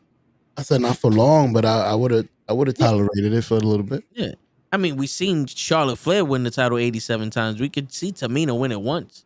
Man, fuck you, Mama Rebel. Let her win the fucking Money in the Bank. How many times is Alexa Bliss needed? You know? You want to play the sound caption for Kenny? So that way he can go to sleep? Oh, yeah, Kenny. Man, fuck you, Mama Rebel. There you go. I was talking about the other one, but fuck it. That one's good. Dom on TV is money. That boy has more heat. Just say that he's better than Eddie. He is the Eddie Guerrero of his generation, or therefore Eddie Guerrero, who is the Dom of his generation. Dominic is money. So what you saying? Yes. And Dom is gonna do anything that mommy says, or Poppy. It depends on it depends if he wants to get pegged that night. It all depends on that. I feel like the judge. You have a Uzi night. Have a Uzi night, Johnny. Have a Uzi night. Uzi equals money. Dom right. equals money. Uzi, Madusi, Dom. Bobby Lashley. Bobby Lashley is money. I still say the Judgment Day wins. I say we don't bring Raquel Gonzalez or Martinez or whatever the fucking last name is, Rodriguez, whatever Raquel's name. I'm just gonna stick to Raquel. Raquel would be great to show up during I think Raquel should have a one-on-one match with Rhea. Have the Judgment Day cheat. Have Dom cheat in order for Rhea Ripley to win. And then later on that night, when the Judgment Day has their match with the OC, Raquel comes out and to even the odds. Play a little old school on this. You know? Don't do the random shit. Like, have this shit built up in a way where it's like, okay, Rhea Ripley and I just had a match. She had Dominic, and she cheated, and she won. Then an hour later, 40 minutes later, you have the Judgment Day versus the OC. What happens? Rhea Ripley is that multiplier. She is that domino effect that equalizer. The equalizer. Yeah. And domino effect basically of like, okay, once this turn happens, it's going to be all the way up for us. Yeah. We're gonna get the W, we're gonna get this, we're gonna get that, distractions, everything's gonna work in their favor. Yo, Johnny, real quick, we can't promise you anything, but it's a start if you stop talking about Cora Jade. It's a start. Word. You're getting a little stocky-ish. Let's not do that. Raquel got to stop smiling. I love Raquel smile. Go ahead, easy. My bad. Go ahead. Finish. I was going to say, right? It's bad enough that Toho has this with, every Savannah, single female that ever posts. Every single female. We don't need to see it on the chats. Yeah. The Autobot does it, and it's kind of weird. Yeah. I do it for We everyone. appreciate you watching us. Yes. But, scale back a bit, buddy. Scale back. Just a little bit. But Dom is money. A little bit. Rhea Ripley is money. Raquel needs to stop smiling so much if she wants to be taken seriously. If she wants to remain funny, that's cool. If she wants to remain cute and adorable, that's cool. But no, because even when she was a face in NXT, she had more mic time. I think it's because we don't see her having her mic time and just being herself. She looks like she feels awkward. Yeah. Like, get over it. Because they're throwing her in there with different partners every week, and she's like, I got to make this work somehow. she can make it work. She can make the match work, but it's the match. It's how the people react to the character. Like, is this relatable? Can I relate to her? Can I understand why is she always fucking smiling? That sometimes smiling sucks because the world sucks. Yeah. Or it's just, it angers people. You know, like, yeah, go ahead and smile, but I want somebody to like start like attacking her, like a blindside attack while she's in the ring, so we can see her aggressionness, like power hitter. Yeah. Because that's what it is. It's like, we want you to see yourself seriously. Take yourself seriously, and then we could take you seriously. Because people didn't like The Rock when he came out smiling, rocking my way. But when he became the fucking Nation of Domination, then people were like, all right, we got this dude. I would never forget that day in Survivor Series 96 where he came out, and I was like, who the fuck is that? Yeah. Go get a haircut and like regular? No. Rocky Maivia. And then it's crazy because at that time I was with I was a kid, 2 adults, like, oh yeah, that's so-and-so's son. And I'm like,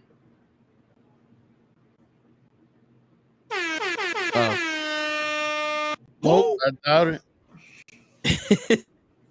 Yeah. Sure. Yeah, let's give respect to the pops with that, but I was not like that. I was definitely like, who? All right, cool. It was like, no, but yeah, I was here to be like, I'm just going to see Bret Hart right now. That's the day that wrestling died to my brother.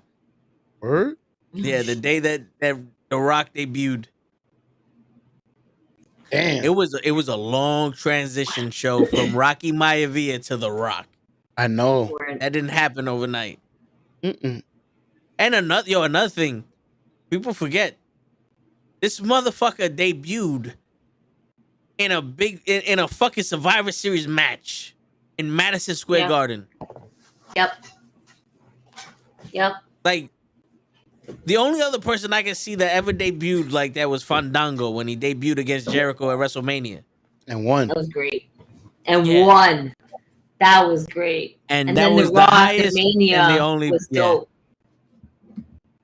That was the only highlights of his career. Now he's on Impact. The Fashion Police was great too. Anyway, it was, but it was muffled. It was. So Judgment Day. Yeah. Yes. Yeah. What's up, Dream? Dream, what's going on? Como let's estás, el Dream? You didn't know I was bilingual, did you? Nope. Wow. All right. Son las dos en la biblioteca. Okay, so we got Bobby Lashley versus Omos. 105.9. Yo, okay. What? That's the match I want to see Bobby Lashley fucking debuting. Braun Strowman versus Omos. Okay, I was about to say, now wait a minute. I'm sorry, I didn't mean to confuse you. My apology. I forgot. I smoke and y'all get high. Yeah. I'm like, contact guy. You got us in trouble, Juicy. Show was like, when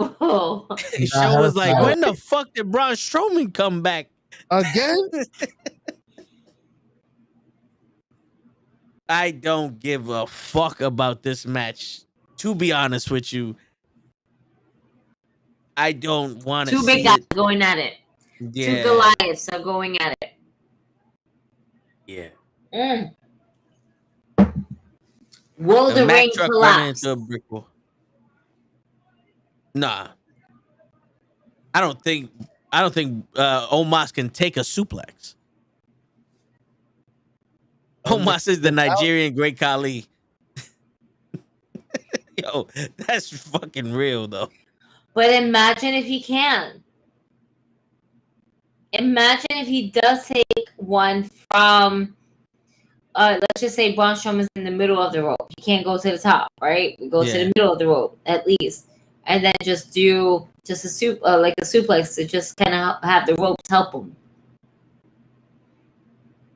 It's possible, you know. I mean, but it is. Will the ring hold? I mean, shit, to break the ring before the main event. It is a bathroom break. Dream picks Braun. I pick Omos. I'm gonna go with the Nigerian Giant. I'm gonna have to pick Omos. Yeah, you know what? I'm gonna pick Omos also. I'm gonna say Black and Proud. On the strength of MVP, Michael Vontavious Porter. Ding. Wow. Steel cage match. Drew McIntyre versus Karrion Kross.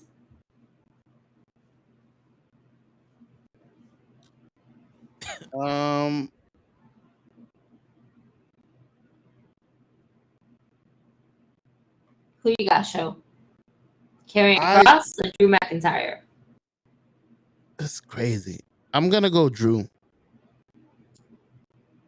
And that's because Drew hasn't, well, I don't know if I'm tripping, but Drew hasn't won in a while. He hasn't. He hasn't, but this is Saudi. So you have to please the crowds. And because Karrion Kross is so dark, right? I think I'm gonna go with Karrion Kross because Drew McIntyre has gotten so many wins throughout the year, and for Karrion Kross's character to be solidified, beating someone like Drew McIntyre would help him and his character development right now.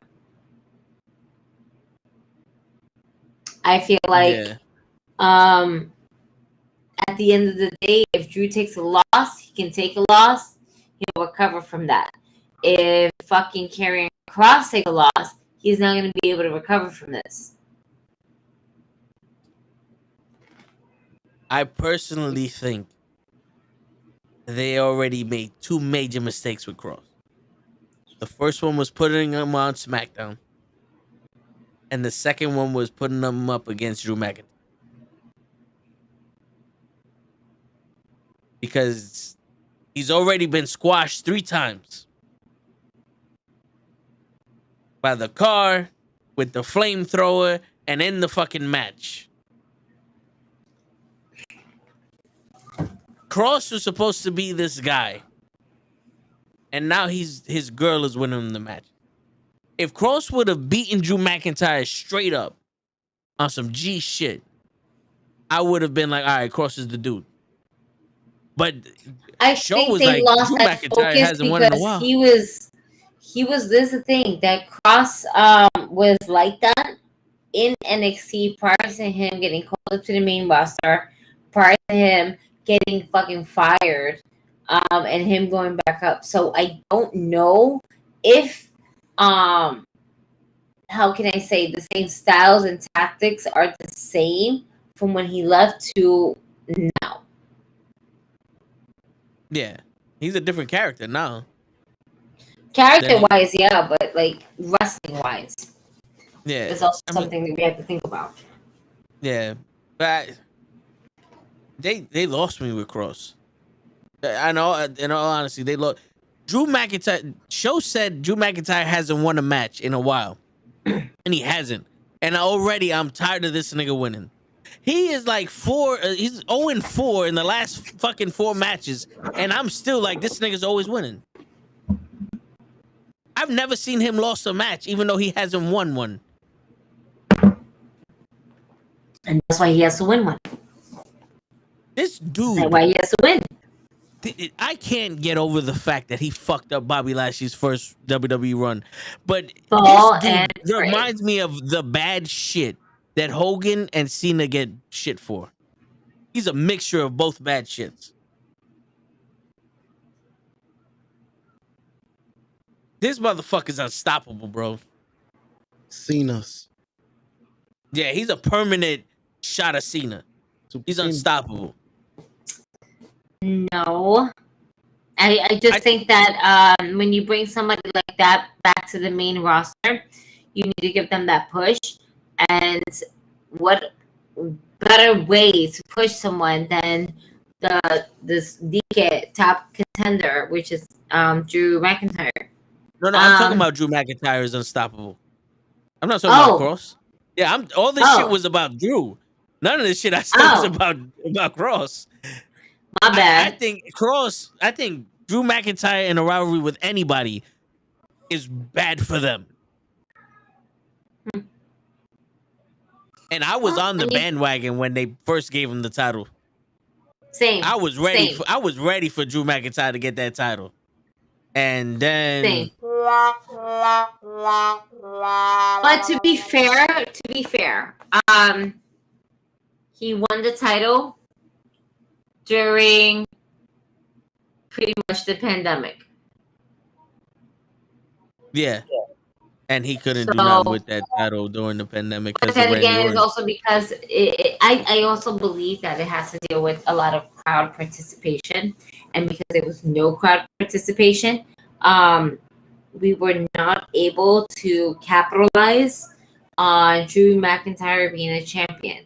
And by the time we got the chance to capitalize it, that it was just like a moment that has gone by too soon. And we don't want that again. Yeah. Yeah. See. You know? But I'm going with Karrion Kross for this match. I think he has to win this. Yeah, he has to. Drew McIntyre doesn't need to win. Karrion Kross does. Do you see Drew McIntyre getting the title back? Not against Roman. Yeah, but not anytime soon. Yeah. Sucks. I think he's really good. Well, you think Drew McIntyre is really good? Well, he's one of the more established characters. I don't know if that makes sense. He's one of the main guys. I get you. Yeah. He's the top guy. Yeah. And where's Randy? He's hurt. What, he hurt his chest or his shoulder or something? I don't know. I forgot. Yeah. His knee? I forgot. Yeah. He's hurt, but he's out. He's hurt. No, it's his back. Oh, his back. Because he was carrying Broseph. He's carrying the whole company. No, but his back got fucked up. But it tweaked during. I mean, I think he's been having back injuries for all the wrestling matches, and I think something like it was the last straw that broke the camel's back, literally. Yeah. Where his doctor is looking for any donors, to help him with his whole spinal shit. I don't know. I read that somewhere. The spinal stem cells. Spinal, some shit. I don't know. I read that somewhere, but I can't remember exactly verbatim of how it went down and everything like that. Yeah. Next match: Brock Lesnar versus Bobby Lashley. There you go. Potentially match of the night. Yep. What do we see? What do we get from this? Is it? I just want to say, for the second time in a row, I hate the way they built this shit out of nowhere. I love the way they interact with each other. I hate that they built this shit up out of nowhere. But I want Bobby. I think Bobby should go over. Brock at this point is a novelty figure for these people. Let Bobby Lashley go over. That is true. I would be upset. Like if Brock wins, it's back to tribal chief again. Oh no, I'm good. I do not want to see that again. I'm tired of that. No, it would be better to have him go up against Green Eyes. Green Eyes. Is it with Green Eyes? I don't know. Who's Green Up? I don't know. Wait a minute. Oh, wait. Brock and Bobby. I fucked up. I was thinking about Roman Reigns' contacts, and even though they were blue. Yeah, I was gonna say, wait a minute. Wrong be real with you. Listen, I'm tired. I thought you were talking about Uncle Howie for a second. That's you know who Uncle Howdy is?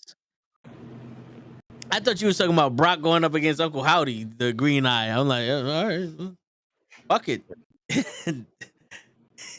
I'm tired. I had a long fucking day, all right? Yeah. No, I hear you. A short one. Trust me, TJ. I don't know what the fuck happened to me. So listen, hey, I hear you. You made it longer than me. I'm struggling.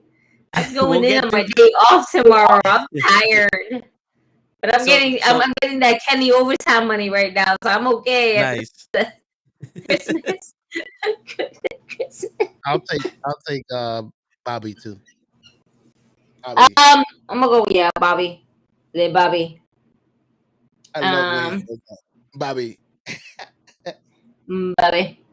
Bobby. I just lost all my shit. Fuck CM Punk. Bianca Belair versus Bayley in the last woman standing match.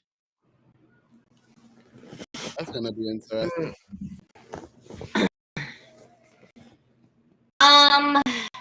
That's a good storyline. I just thought about it. That's been going on since Dakota Kai and Io Sky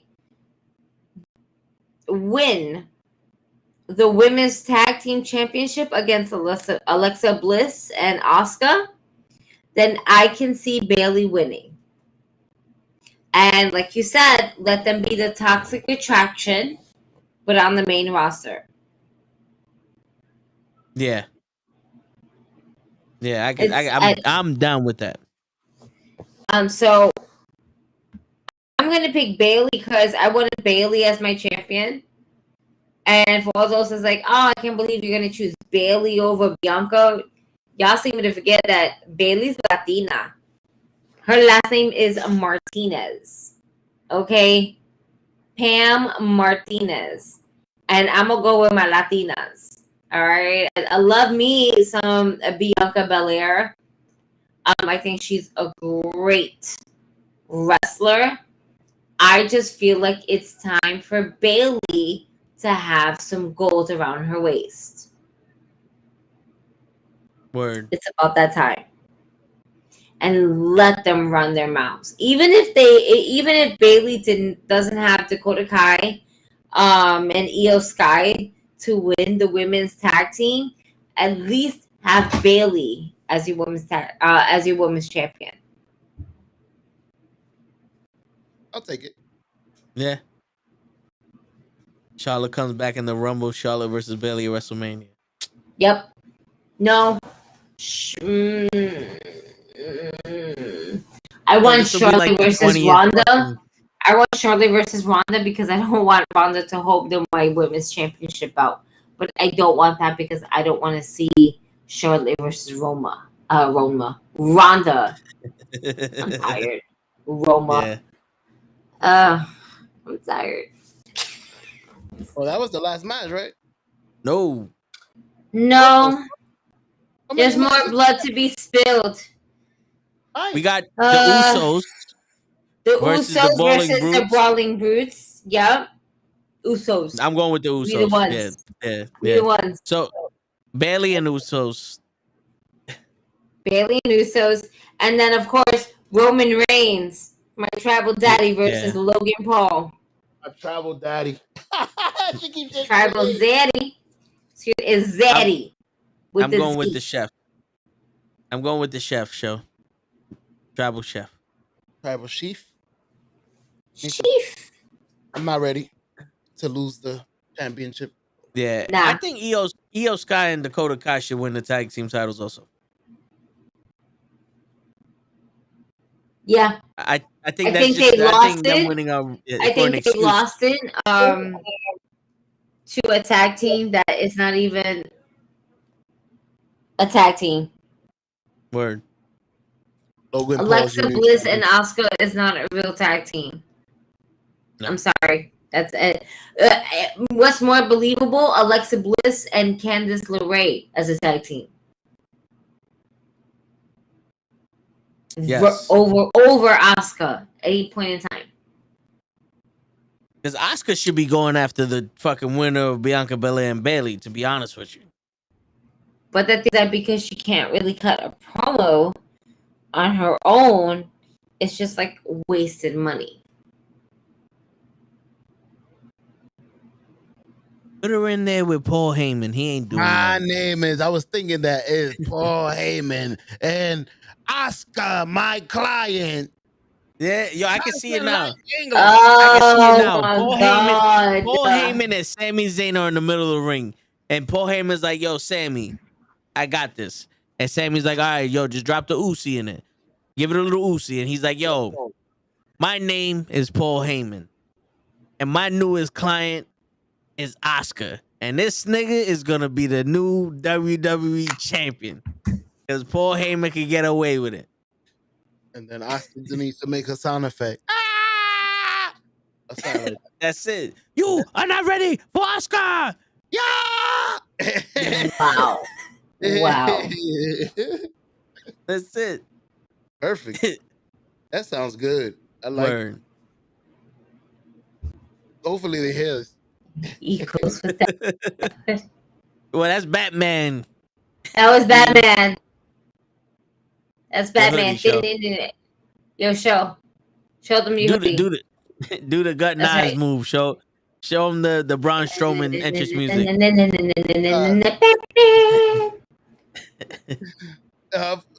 Man, I really need to hear that song. Pom pom pom pom. Yeah, I remember this fucking guy. You guys, you know what's gonna be so funny? The moment that he's disappointed, realizing that's not how the song actually went. I'm gonna look at it right now, bro. I really got a picture of him running through two people at the entrance, like two guys, two black guys. Damn, why they gotta be black for a show? I don't know. I got a pic. I don't know where. But if one of them is black and the other one's Indian, you just can't tell because of the lighting. That's terrible. There you go. It should be a racist. Unbelievable. Oh shit. Ron Strowman song. Bum bum bum bum. Let's see. Wait, let me take the routing because y'all gonna hear it. I don't want to get sued. Let me see if I was right. Fucking commercials. That damn Tom Malinowski. Ooh. I got it right. Boom, boom, boom, boom, boom. What are you talking about? He's in his own world, so just let it go. Just let it go. Are you going with the tribal chief? Yes, we're all going with the tribal chief. Yeah. Tribal chief, he's the one. Yeah, Get home safe. Yeah. Get home safe. All right. I don't know. Then Austin Theory cashes in his money in the bank. Oh my God. Oh, you just. That's not bad against Logan Paul, and then Logan Paul does something crazy, but he doesn't win, and then why does Logan Paul has to win the fucking championship? I do not want Logan Paul as my champion at any point in time in my life. I didn't say he was gonna be champion. I say we do not need David Arquette to be another fucking champion.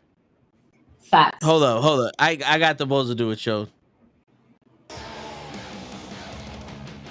See? Boom, boom. At the beginning. Go back to ten. I just did it. Never mind. I'll be hearing shit in my head, I guess. I thought it was 10. Never mind. Wow. We finished everything, right? Yeah. Good night, show. I mean, yo, listen. I do not want Logan Paul to even be in this match. I don't want him to touch Roman Reigns, but he has to. So, if Logan Paul wins the title in any fashion, Roman Reigns, that's his last match. There is no more Uzi. They're gonna keep all the wrestlers in Saudi, and you're gonna have to fucking deal with Wilder show with Mason Wilder. Because I'm not watching that shit. I'm not watching that shit. They're keeping the wrestlers over there. I don't want to see that Raw 2.0. I don't like Wilder. I don't like him. I don't know who the fuck he think he is. Is he a fucking low budget Miz and Austin Theory? You never know. You never know. Yeah, those budget cuts are coming pretty soon. You never know. To be honest. Word. Oh my god. But on that note, because you off tomorrow, Gigi, or you said you're working? She's working. I'm working. I have overtime. I'm on my 40 hours. The next 2 days are overtime. You gonna be able to make the show? Yeah. I have a half a day tomorrow. Is what I call myself. Okay. A half a day. All right. I still got to pick up the little one. Yeah. Show made it seem like you. That. Yeah. Show made it seem like you was working a triple on Friday. Man, my body feels like it. My body feels like it. So tomorrow, like I said in the beginning of the show, we are sponsoring Matt Awesome, Janai Kai, and a match. Yes. Big Game Leroy and I don't know how to pronounce this dude's name. Intus. Raheem Intus or something. What? The match that Big Game Leroy is wrestling in. Oh, okay.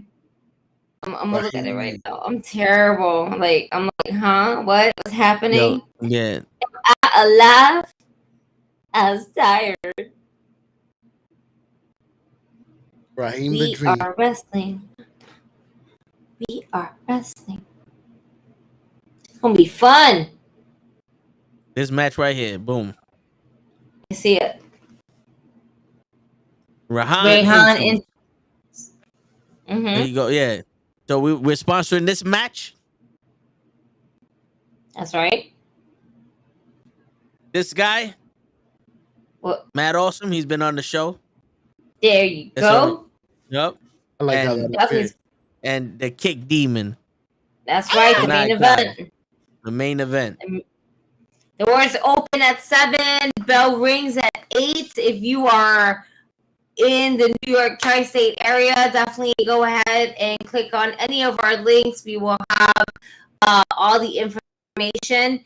Click the links in our bios. It will be We Are Wrestling. Welcome to the Bronx. It's going to be one hell of an evening. So if you are definitely in Manhattan, in Brooklyn, in Queens, it don't matter. If you, especially in the Bronx, and you love wrestling, then I highly suggest you guys go ahead and get your tickets before you have to pay more at the door. Word. All right, family-friendly event and just good old-fashioned wrestling. That's right. And we're going to be there and look at the energy shows showing us tonight.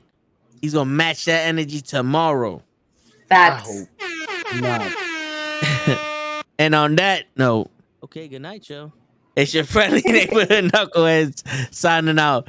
Peace, everybody. All 10 of y'all motherfuckers, 10,000 of y'all motherfuckers. Remember, this is the perfect time for y'all to go fuck yourselves. Word. Peace.